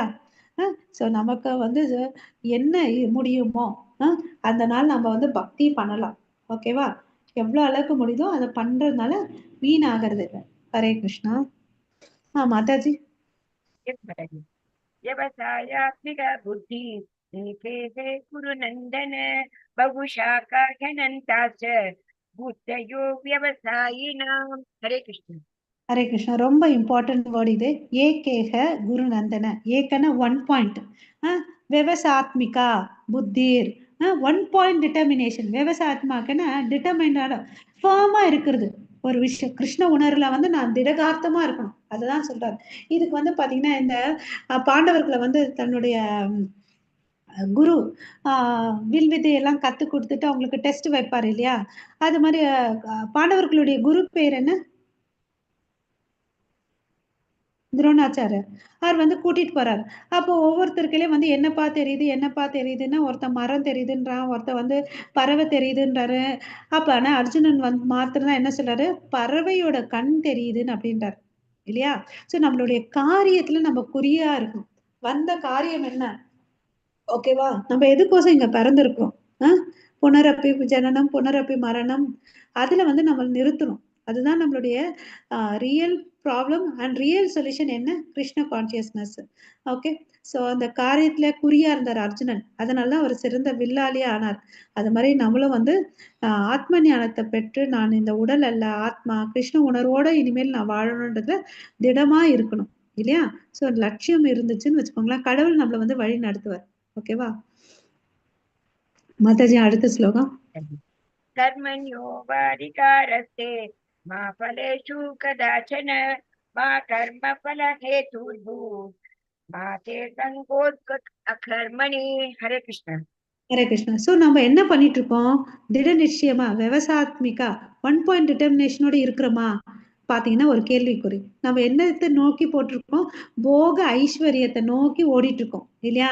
நம்ம வந்து நான் இன்னும் எவ்வளவு அளவுக்கு வந்து வசதியா வாழ முடியும், அதுக்கு வேதங்கள் என்ன சொல்லியிருக்குது, எனக்கு பதவி கிடைக்கும், நான் அரசனா ஆகணும் அப்படின்னு சொல்லிட்டு தான் பின்னாடி போயிட்டு இருக்கோம். என் பையனுக்கு கல்யாணம் நடக்கணும், கல்யாணம் நடந்த பிறகு குழந்தை பிறக்கணும், ஒரு ஆபீஸ்ல ப்ரமோஷன் கிடைக்கணும், இப்படிதான் நம்ம போயிட்டு இருக்கோம் இல்லையா? போக ஐஸ்வர்யத்தை பின்னாடி போயிட்டு இருக்கோம் இல்லையா? நம்ம இந்த 3 குணங்களுக்கு அப்பாற்பட்டு மேல வரணும்னு அப்படின்னு சொல்றாரு. 3 குணங்கள்னா என்ன? ரஜோகுணம், தமோகுணம், சத்வகுணம். இந்த குணத்துல இருந்து அப்பாற்பட்டு வரணும். அப்ப என்ன ஆகுதுன்னு பாத்தீங்கன்னா நிர்யோக சேம ஆத்மவான். ஓகேவா? சோ கடவுளை தெரிஞ்சுக்கிட்டோம்னு வச்சுக்கோங்களேன், ஆத்மவான் செல்ஃப் ரியலைசேஷன் அது வந்துச்சுன்னு வச்சுக்கோங்களேன், நம்ம இந்த உலகத்துல வரக்கூடிய இரட்டிப்பு சந்தோஷம் துக்கத்துல இருந்து வெளியே வர முடியும் இல்லையா? அப்புறம் வெளியே வரவும் முடியும், ரெண்டையும் ஒன்னா பாக்குறதுக்கும் நம்மளால முடியும். ஓகே. சீதோஷன சம துக்கக. எப்படி இந்த இயற்கையில வந்து சம்மர் வின்டர் சீசன் மாறி மாறி காலங்கள் இருக்கோ அதே மாதிரி நம்ம வாழ்க்கையில சந்தோஷம் துக்கங்கள் வந்து போயிட்டு தான் இருக்குது. ஆனா துக்கம் வரும்போது தோழவும் கூடாது, சந்தோஷம் வரும்போது துள்ளவும் கூடாது. அது எல்லாத்தையும் சமமா பார்க்கக்கூடிய புத்தி வந்துருச்சுன்னு வச்சுக்கோங்களேன், அப்ப வந்து நம்ம வந்து ஸ்டேபிளா இருக்கும். ஓகே. இங்க என்ன சொல்றாருன்னா, உனக்கு விதிக்கப்பட்ட கடமையை மட்டுமே செய், உனக்கு அதிகாரம் இருக்கு. மா பலேஷு கதாசன. ஆனா பலனை வந்து இப்படிதான் வரணும்னு நினைக்கிற அதிகாரம் உனக்கு இல்லைன்னு சொல்றார். ஓகேவா? உனது செயல்களின் விளைவுக்கு உன்னையே காரணமாக ஒருபோதும் எண்ணாதே. மா கர்ம பலே ஹேதுர் கூர்மாதே. நீ நினைக்காத. ஏன்னா ஒரே ஒரு விஷயம், நம்ம சாப்பிடுறோம்னு வச்சுக்கோங்களேன் தட்டுல, நம்ம நினைக்கிறோம் நான் சம்பாரிச்சேன் அதனால நான் சாப்பிடுறேன்னு. ஒரு நிமிஷம் யோசிச்சு பாருங்க, அந்த விவசாயி வந்து கையில அவருடைய கை சகதியில வச்சிருப்பா. அப்பதான் அந்த நெற்கதிர்கள் நல்லா வந்துச்சு. அது வந்து ஒரு பிசினஸ் மூலமா ஒரு ஏஜென்ட்டுக்கு வந்திருக்கும். அவன் வந்து பாத்தீங்கன்னா ஒரு மளிகை கடைக்காரனுக்கு கொடுத்திருப்பான். அந்த இடத்துல போய் நம்ம வாங்கி வச்சிருப்போம். நம்ம அம்மா அப்பா வந்து அதை சமைச்சு கொடுத்துப்பாங்க இல்லையா? எத்தனையோ பேருடைய கான்ட்ரிபியூஷன் இருக்கு. நம்ம என்ன நினைச்சிருக்கோம்? நான் கஷ்டப்பட்டேன், நான் சம்பாரிச்சேன், என்னாலதான் கிடைச்சிச்சு. ஆனா அது தப்பு. இல்லையா? ஸோ ஒரு ட்ரெஸ் போடணும், நான் சம்பாரிச்சேன்னா கூட ஒரு ட்ரெஸ்ஸோ ஒரு செருப்போ போடனா கூட நான் பல பேரை சார்ந்து வாழ்ந்திருக்கிறேன் இல்லையா? அதை நம்ம தெரிஞ்சுக்கணும். ஸோ நமக்கு நம்ம செயல்களை செய்யறதுக்கு மாத்திரம் அதிகாரம் இருக்கு, பலன் இப்படிதான் வரணும்னு நினைக்கிறக்கூடிய அதிகாரமே இல்லை. ஓகேங்களா? ஹரே கிருஷ்ணா. ஸோ நம்ம வந்து நிஷ்காம கர்ம யோகத்தை வந்து ப்ராக்டிஸ் பண்ணிக்கணும் இங்க. ஓகேவா? பலனை எதிர்பார்க்காம கிருஷ்ண பக்தியோட வந்து நம்ம கடமைகளை செய்யணும். ஓகேவா? ஹரே கிருஷ்ணா. மாதாஜி 54. अर्जुन उवाच स्थितप्रज्ञस्य का भाषा समाधिस्तस्य केशव स्थितधीः किं प्रभाषेत किमासीत व्रजेत् किम्. हरे कृष्ण. ஹரே கிருஷ்ணா. இப்ப வந்து லாஸ்ட் காம்போனன்ட்டுக்கு வந்துட்டோம். ஸ்தித பிரக்னா. ஓகேவா? ஸ்தித பிரக்னான்னு இந்த டிட்டர்மினோட இருக்காங்க இல்லையா, அவங்களுடைய அறிகுறிகள் என்னன்னு சொல்லிட்டு இங்க அர்ஜுனன் வந்து 4 கேள்விகளை கேட்கிறார். தெய்வீக உணர்வில் இவ்வாறு நிலை பெற்றவனின் அறிகுறிகள் யாவை? அவங்க எப்படி பேசுவாங்க? மொழி என்ன? ஏன் அப்புறம் அவர் எப்படி அமருவான் நடப்பான்? அதை பத்தி எனக்கு சொல்லுங்க. ஸ்தித பிரக்னனை பத்தி சொல்லுங்கன்னு அப்படின்னு சொல்றாரு. கிருஷ்ண உணர்வுல நிலைத்து இருக்கக்கூடிய ஒரு நபரை பத்தி எனக்கு விலாவரியா சொல்லுங்கன்னு அப்படின்னு கேட்கிறார். மாதாஜி. श्री भगवान उवाच प्रजहाति यदा कामान् सर्वान् पार्थ मनोगतान् आत्मन्येवात्मना तुष्टः स्थितप्रज्ञः तदोच्यते. हरे कृष्ण. ஸோ இப்போ அர்ஜுனன் மறுபடியும் கேள்வி கேட்டாரு. இப்போ வந்து பதில் சொல்றாரு பாருங்க. புருஷோத்தமராகிய பகவான் பதில் கூறுகிறார். பார்த்தனே, எப்போதும் ஒருவன் தனது மனக்கற்பினால் எழும் புலன் உணர்ச்சிக்கான எல்லா ஆசைகளையும் துணர்ந்து, புலன்கள் இருக்கு நமக்கு பாத்தீங்கன்னா 5 புலன்கள் இருக்கு இல்லையா? இதுல ஏதாவது ஒரு புலனை கூட நம்ம சரியா கையாளலன்னு வச்சுக்கோங்க, ஒரு புலனால கூட நம்ம டிஸ்டர்ப் ஆகி கீழே விழுறதுக்கு சான்சஸ் இருக்கு. ஸோ இந்த புலன்கள் கண்ணு, காது, மூக்கு, வாய், நாக்கு, தொடு உணர்வு எல்லாத்தையும் வந்து நம்ம கரெக்டா யூஸ் பண்ணணும். ஓகேவா? சோ தூய்மை அடைந்த மனதுடன் தன்னில் திருப்தி அடைந்து, அதாவது போதும் என்ற மனமே பொன் செய்யும் மனம் சொல்லிட்டு நம்ம இயல்பா வாழ்க்கையில கேள்விப்பட்டிருக்கோம் இல்லையா? இப்ப இருக்கிற நிலைமை வந்து பாத்தீங்கன்னா பெருசு. எனக்கு கடவுள் கொடுத்திருக்க வாழ்க்கைன்றதை நம்ம புரிஞ்சுட்டு திருப்தியோட வாழணும்னு சொல்றார். ஓகே, அப்போது அவன் தெய்வீக உணர்வில் நிலை பெற்றவனாக அறியப்படுகிறான். பட் நம்ம என்ன பண்ணிட்டு இருக்கோம்? அவங்கள கம்பேர் பண்ணி இவங்களை கம்பேர் பண்ணி என்கிட்ட அது இல்லையே இது இல்லையே நினைச்சிட்டு இருக்கோம். அது மாதிரி வருத்தமும் புலம்பவும் தேவையே இல்லை. நம்ம கிட்ட என்ன கொடுத்துருக்காங்களோ அதுல வந்து கிருஷ்ணருக்கு என்ன செய்ய முடியுமோ சேவை செஞ்சுட்டு நம்ம வாழணும்னு சொல்லிட்டு சொல்றாங்க. ஏன்னா இந்த புலன்களை வந்து நம்ம செயற்கை மூலமா வந்து கண்ட்ரோல் பண்ணனா கஷ்டம். ஆனா அதே இந்த புலன்களை வந்து திசை திருப்பணும். எப்படி? கிருஷ்ணருக்கு வந்து இப்ப நான் எனக்கு பாட்டு கேட்கறது ரொம்ப பிடிக்கும்னா கிருஷ்ணருக்கு சம்பந்தப்பட்டமான பாடல்களை நான் கேட்கணும். அப்ப வந்து புலன்கள் என்ன ஆகும்? நான் வந்து புலன்களை வந்து பக்குவமா கையாளுறதுக்கு நான் கத்துக்கணும். அதுல வந்து தோல்வி அடையாது. இல்ல அதெல்லாம் முடியாது, நான் கேட்கக்கூடாதுன்னு நினைச்ச மனசு என்ன ஆகும்? குரங்க நினைங்க எல்லாரும். குரங்க நினைக்காதீங்க அப்படின்னா நீங்க என்ன நினைப்பீங்க? டக்குன்னு நம்ம மனசு முன்னாடி என்ன வரும்? இல்லையா? அதனால நம்ம புலன்களை கையாளத்துக்கு தெரிஞ்சுக்கணும். ஓகேவா? புலன்களை கையாளாம இந்த விஸ்வாமித்திர முனிவர்லாம் பாத்தீங்கன்னா சிறந்த முனிவர். பட் ஒரே நிமிஷத்துல சஞ்சலம் ஆயிட்டாங்க இல்லையா மேனகை வந்து. சோ அதுதான் முனிவர்களுக்கும் பக்தர்களுக்கும் இருக்கக்கூடிய வித்தியாசம். ஓகேங்களா? சோ நம்ம புலன்களை பக்குவமா கையாளணும். இங்க வந்து பாத்தீங்கன்னா பிரகலாதருடைய ஸ்டோரி பார்க்கலாம். ஓகேவா? சோ அவர் வந்து பாத்தீங்கன்னா கயாதி அவங்க அம்மா, ஹிரண்யகசிப்பு அவங்க அப்பா. அவர் அப்பா என்ன சொல்லி கொடுக்குறாரு? ஓம் இரண்யாட்சாய நமகன்னு சொல்லி கொடுக்க சொல்றாங்க. சுக்கராச்சாரியரோட மகன்கள் தான் இவருக்கு வந்து குரு. சண்ட அமர்க்கா தான் இவங்களுடைய குரு. அவர் எல்லாத்தையும் தர்ம அர்த்த, ஏன்னா அரசன்னா எல்லாம் தெரிஞ்சுக்கணும் இல்லையா? எல்லாத்தையும் சொல்லி கொடுப்பாங்க, பக்தியும் சொல்லி கொடுப்பாங்க. இவர் எல்லாத்தையும் படிப்பாரு. ஆனா கிருஷ்ணரை எதிர்ப்பா சொல்லி கொடுக்கறத வந்து ஏத்துக்க மாட்டார். ஏன்னா இவருக்கு ஞானம் வந்து வேத ஞானங்கள் வந்து நாரதர் அவங்க அம்மா வயித்துல இருக்கும் போதே இவர் கேட்டுக்கிட்டார். அதனால இவர் வந்து சதா காலமும் நாராயண ஸ்மரணம் தான் பண்ணிட்டு இருப்பார். அதனால அவர் அப்பா வந்து பாத்தீங்கன்னா இவனை கொன்னுடணும் அப்படின்னு சொல்லிட்டு விஷ ஜந்துக்களை ஏவி விடுவாங்க. அசுரர்களை தாக்க சொல்லுவாங்க. மலை உச்சியில மலை தள்ளி விடுவாங்க. அப்புறம் அவங்க அத்தை வந்து பாத்தீங்கன்னா ஹோலிகா, அவங்களுடைய தன்மை என்னன்னு நெருப்பு அவங்கள ஒண்ணுமே பண்ணாது. சரிண்ணா நீ நெருப்பை எடுத்து வை, நான் பையனை வச்சுக்கிறேன் அப்படின்னு சொல்லுவாங்க. ஆனா அந்த அம்மா பஸ்மமாயிடும், இந்த பையனுக்கு ஒண்ணும் ஆகாது. இது மாதிரி யானையை மதம் பிடிச்சு யானையை வச்சு ஏவி விடுவாங்க. எதுலயுமே எங்கேயுமே அவர் அப்பாவை ஏன்பா நீ என்னை இப்படி கொடுமைப்படுத்துறியேன்னு சொல்லவே மாட்டார். அவர் என்ன பண்றாரு, எல்லா நிமிஷமும் ஸ்மரணம் தான் பண்ணிட்டு இருக்காரு இல்லையா? அதனாலதான் அவருக்கு வந்து நரசிம்ம அவதாரம் எடுத்து வந்தார் இல்லையா? பக்தனை காப்பாத்துறதுக்கு. சோ சோ நம்ம மனசை வந்து கட்டுப்படுத்தணும்னு சொல்லிட்டு சொல்றார். ஓகேவா? அப்புறம் ஃபர்ம் டிட்டர்மினேஷன் இருக்கணும். விவசாத்மிக புத்தி ஏகேக மனகா, ஒரே மனசோட கிருஷ்ண உணர்வோட பக்தி பண்ணிட்டு வரணும்னு சொல்றார். புலன்களை கண்ட்ரோல் பண்ணணும். ஓகே, ஸோ இதுதான் நம்ம இன்னைக்கு தெரிஞ்சுக்கிட்டோம். ஓகேவா? ஸோ அதாவது டாக்டர் இருக்காரு, இது சாப்பிடாதப்பா, இந்த சுகர் வந்துச்சு, ஸ்வீட் எல்லாம் சாப்பிடாதன்னு சொன்னா நம்ம என்ன பண்ணணும்? கேட்கணும் இல்லையா? இல்லை நான் சாப்பிடுவேன்னா என்ன ஆகும்? சுகர் ஜாஸ்தி ஆகும், அப்புறமா இன்சுலின் ஸ்டார்ட் பண்ணணும், நிறைய ட்ரீட்மெண்ட் ப்ராசஸ் இருக்கும் இல்லையா? ஸோ அதனால இங்க வந்து நம்ம மனசை எப்படி வச்சுக்கணும்னு பார்த்தீங்கன்னா, இந்திரியாணி இந்திரியார்த்தே பயாஸ் தஸ்ய பிரக்ன பிரதிஷ்டிதா. அதாவது இங்க கிருஷ்ணன் நமக்கு என்ன சொல்றாருன்னா, எப்படி வந்து இந்த டாட்டாய்ஸ் ஆமை வந்து பார்த்தீங்கன்னா தனக்கு ஃபேவரபிளா இல்லை சுச்சுவேஷனு, ஆபத்து வர்றதுன்னு தெரிஞ்சுச்சுன்னா அது என்ன பண்ணும்? தன்னுடைய புலன்கள் எல்லாத்தையும் உள்ள இழுத்துக்கும் இல்லையா? அப்ப அதனோட எதிரி வந்து பார்த்தா அது ஏதோ ஒரு ஓடுன்னு நினைக்கும் இல்லையா? ஆமாவா இல்லையா? அது மாதிரி நம்ம புலன்களை வந்து கண்ட்ரோல் பண்ண தெரிஞ்சுக்கணும். ஓகேவா? ஏன்னா நம்ம புலன்கள் வந்து ரொம்ப ஆபத்தானது. எப்படி ஒரு நாகம் படையெடுத்து ஆடுமோ அது மாதிரி நம்ம புலன்கள் வந்து ஆபத்தானது. அதை வந்து நம்ம கையாளணும். எப்படி? கிருஷ்ணருடைய சேவையில யூஸ் பண்றதுக்கு நம்ம யூஸ் பண்ணிக்கணும். ஓகேவா? அப்பதான் வந்து பாத்தீங்கன்னா நம்மளால பக்தியில முன்னேற முடியும் அப்படின்னு சொல்றாரு. ஓகேவா? ஸோ இந்த நம்மளால அது புலன்களை முடியுமா மாதாஜி? நம்மளால முடியும். அதுக்கு வந்து பாத்தீங்கன்னா அம்பரீஷ் மகாராஜான்னு ஒருத்தர் இருக்காரு. ஓகேவா? அவர் வந்து பாத்தீங்கன்னா தன்னுடைய வாழ்க்கையை வந்து பாத்தீங்கன்னா ஒவ்வொரு விதமான புலன்களை கிருஷ்ணருடைய சேவையில தான் யூஸ் பண்றாரு. கண்ணை வந்து கிருஷ்ணரை பார்க்கறதுக்கும், காதை வந்து கிருஷ்ணர கதைகளை கேட்கறதுக்கும், நாக்கு வந்து கிருஷ்ணருடைய பிரசாதத்தை சாப்பிட்றதுக்கும், காது அப்புறம் வந்து நாக்கு வந்து கிருஷ்ணருடைய கதைகளை பேசுறதுக்கும், மூக்கை வந்து கிருஷ்ணருக்கு அர்ப்பணிக்கப்பட்ட துளசிகளை நுகர்றதுக்கும், இந்த சருமம் இருக்கு இல்லையா? தொடு உணர்வு கிருஷ்ணர் பக்தர்களை தொடர்றதுக்கும், இந்த கைகளை வந்து கிருஷ்ணருடைய கோயிலை கிளீன் பண்றதுக்கும், இந்த கால்கள் வந்து பாத்தீங்கன்னா கோயில்களுக்கு பாத யாத்திரை பண்றதுக்கும் வந்து யூஸ் பண்ணாரு அம்பரீஷ் மகாராஜா. எல்லா விதமான பக்தியை தன் புலன்கள் மூலமா மத்பரக எப்பவுமே அவரை வந்து நினைக்கணும். ஓகேவா? இந்த பாருங்க, இந்த புலன்கள் எல்லாத்தையும் வச்சு அவர் என்ன பண்ணாரு? கிருஷ்ணருக்கு சேவை பண்ணார்.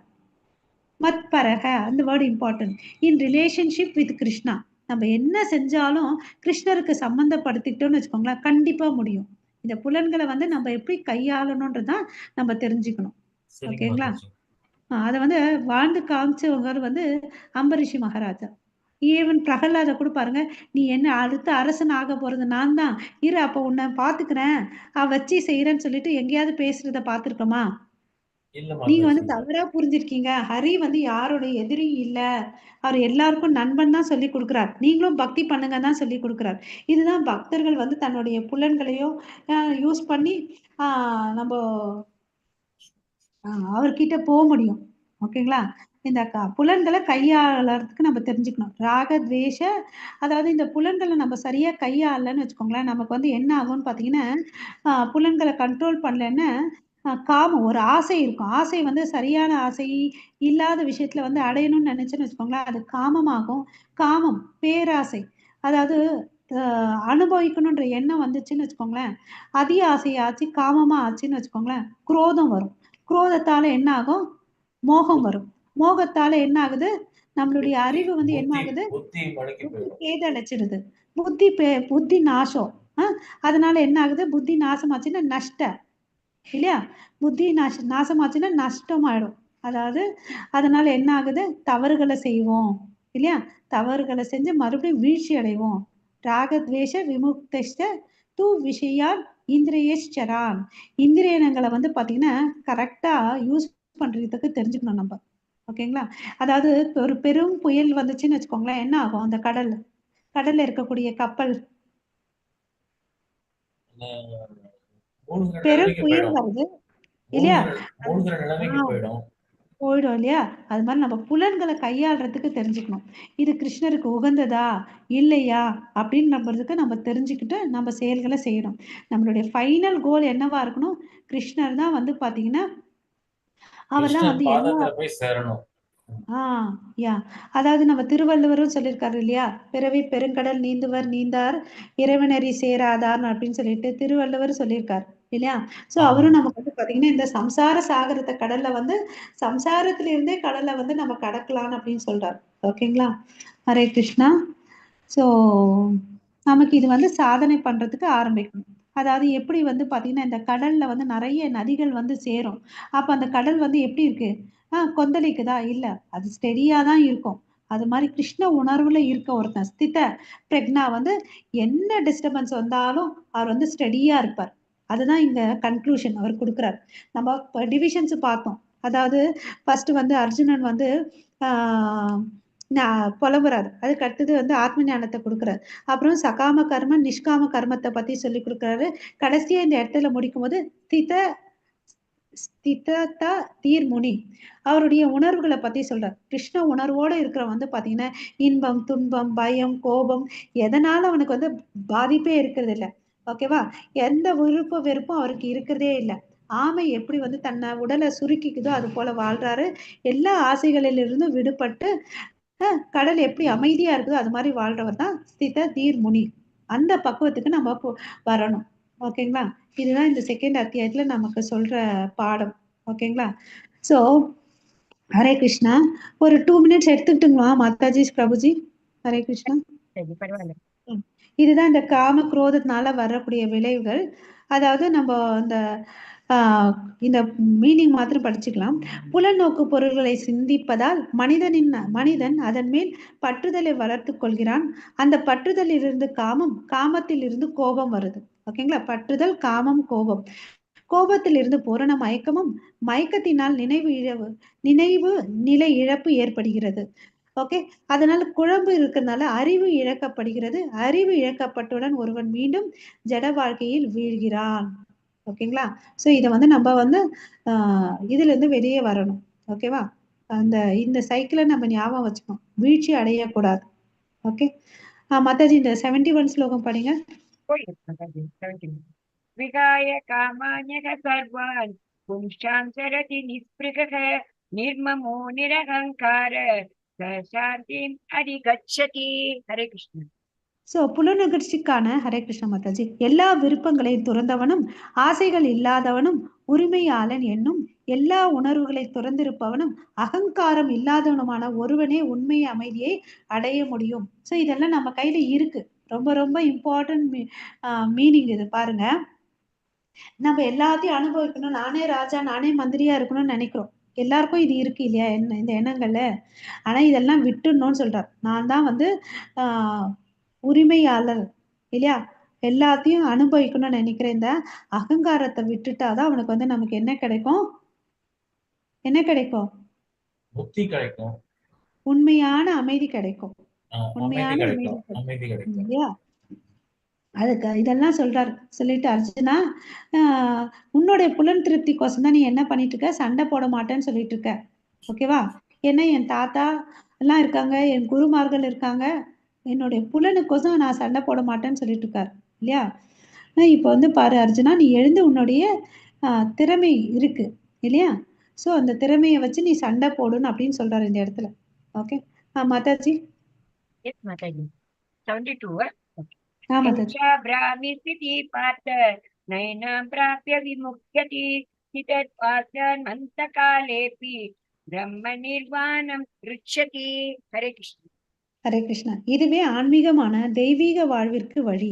இதனை அடைந்த மனிதன் குழப்பம் அடைவதில்லை. இந்த நிலையை தனது மரணத்து தருவாயில் அடைபவனும் கூட இறைவனின் திருநாட்டிற்கு நுழைகின்றான்.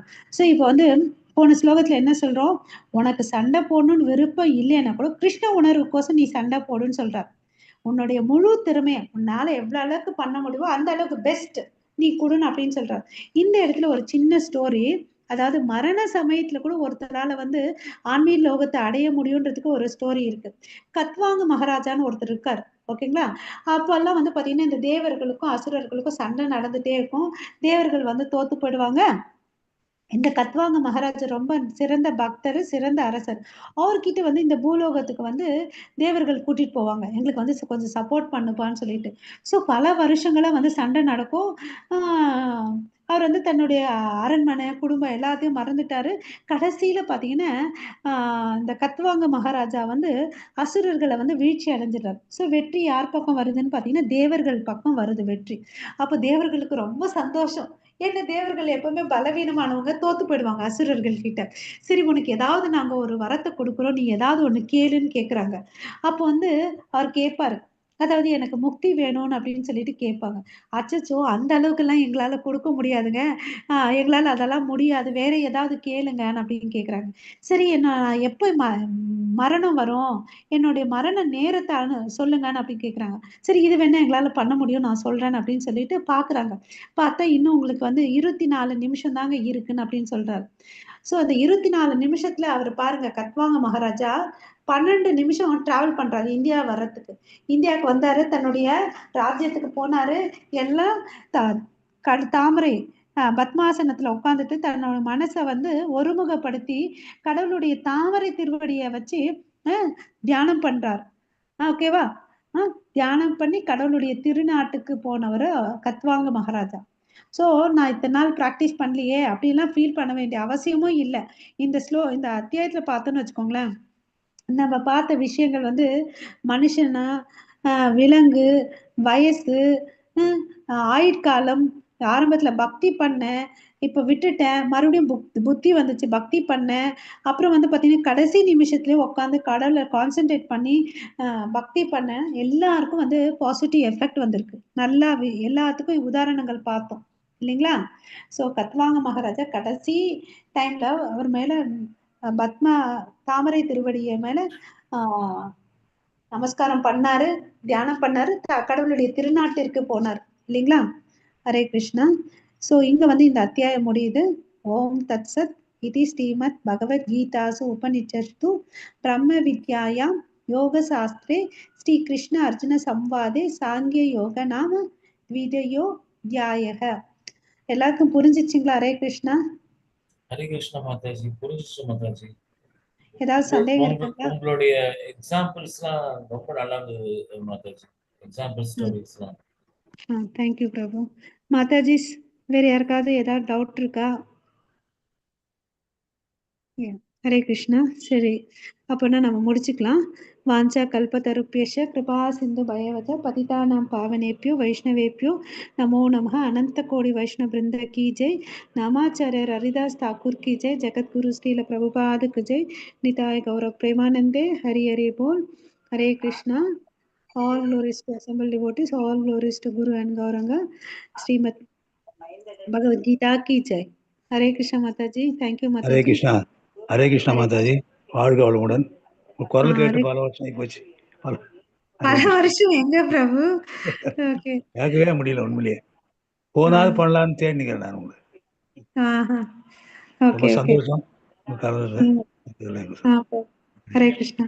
குழந்தை ஜாயின் பண்ணிட்டா அப்படியா?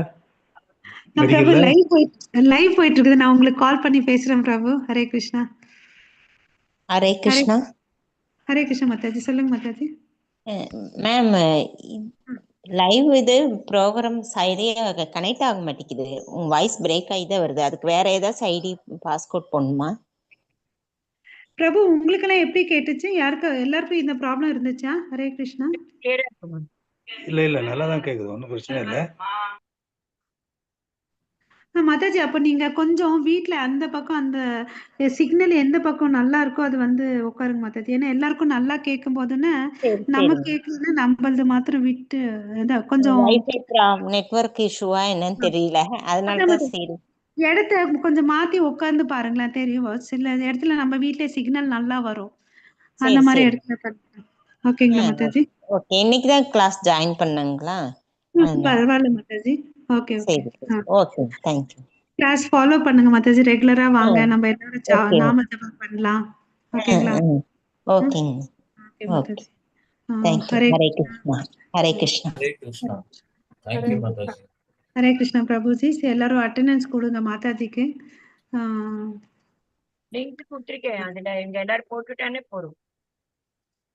ஹரே கிருஷ்ணா மாதாஜி. சோ நம்ம எண்ட் பண்ணிக்கலாமா? நம்ம நாளைக்கு மீட் பண்ணலாம். Okay. Thank you everyone. Hare Krishna Mataji. Prabhuji. Hare Krishna. Thank you everyone.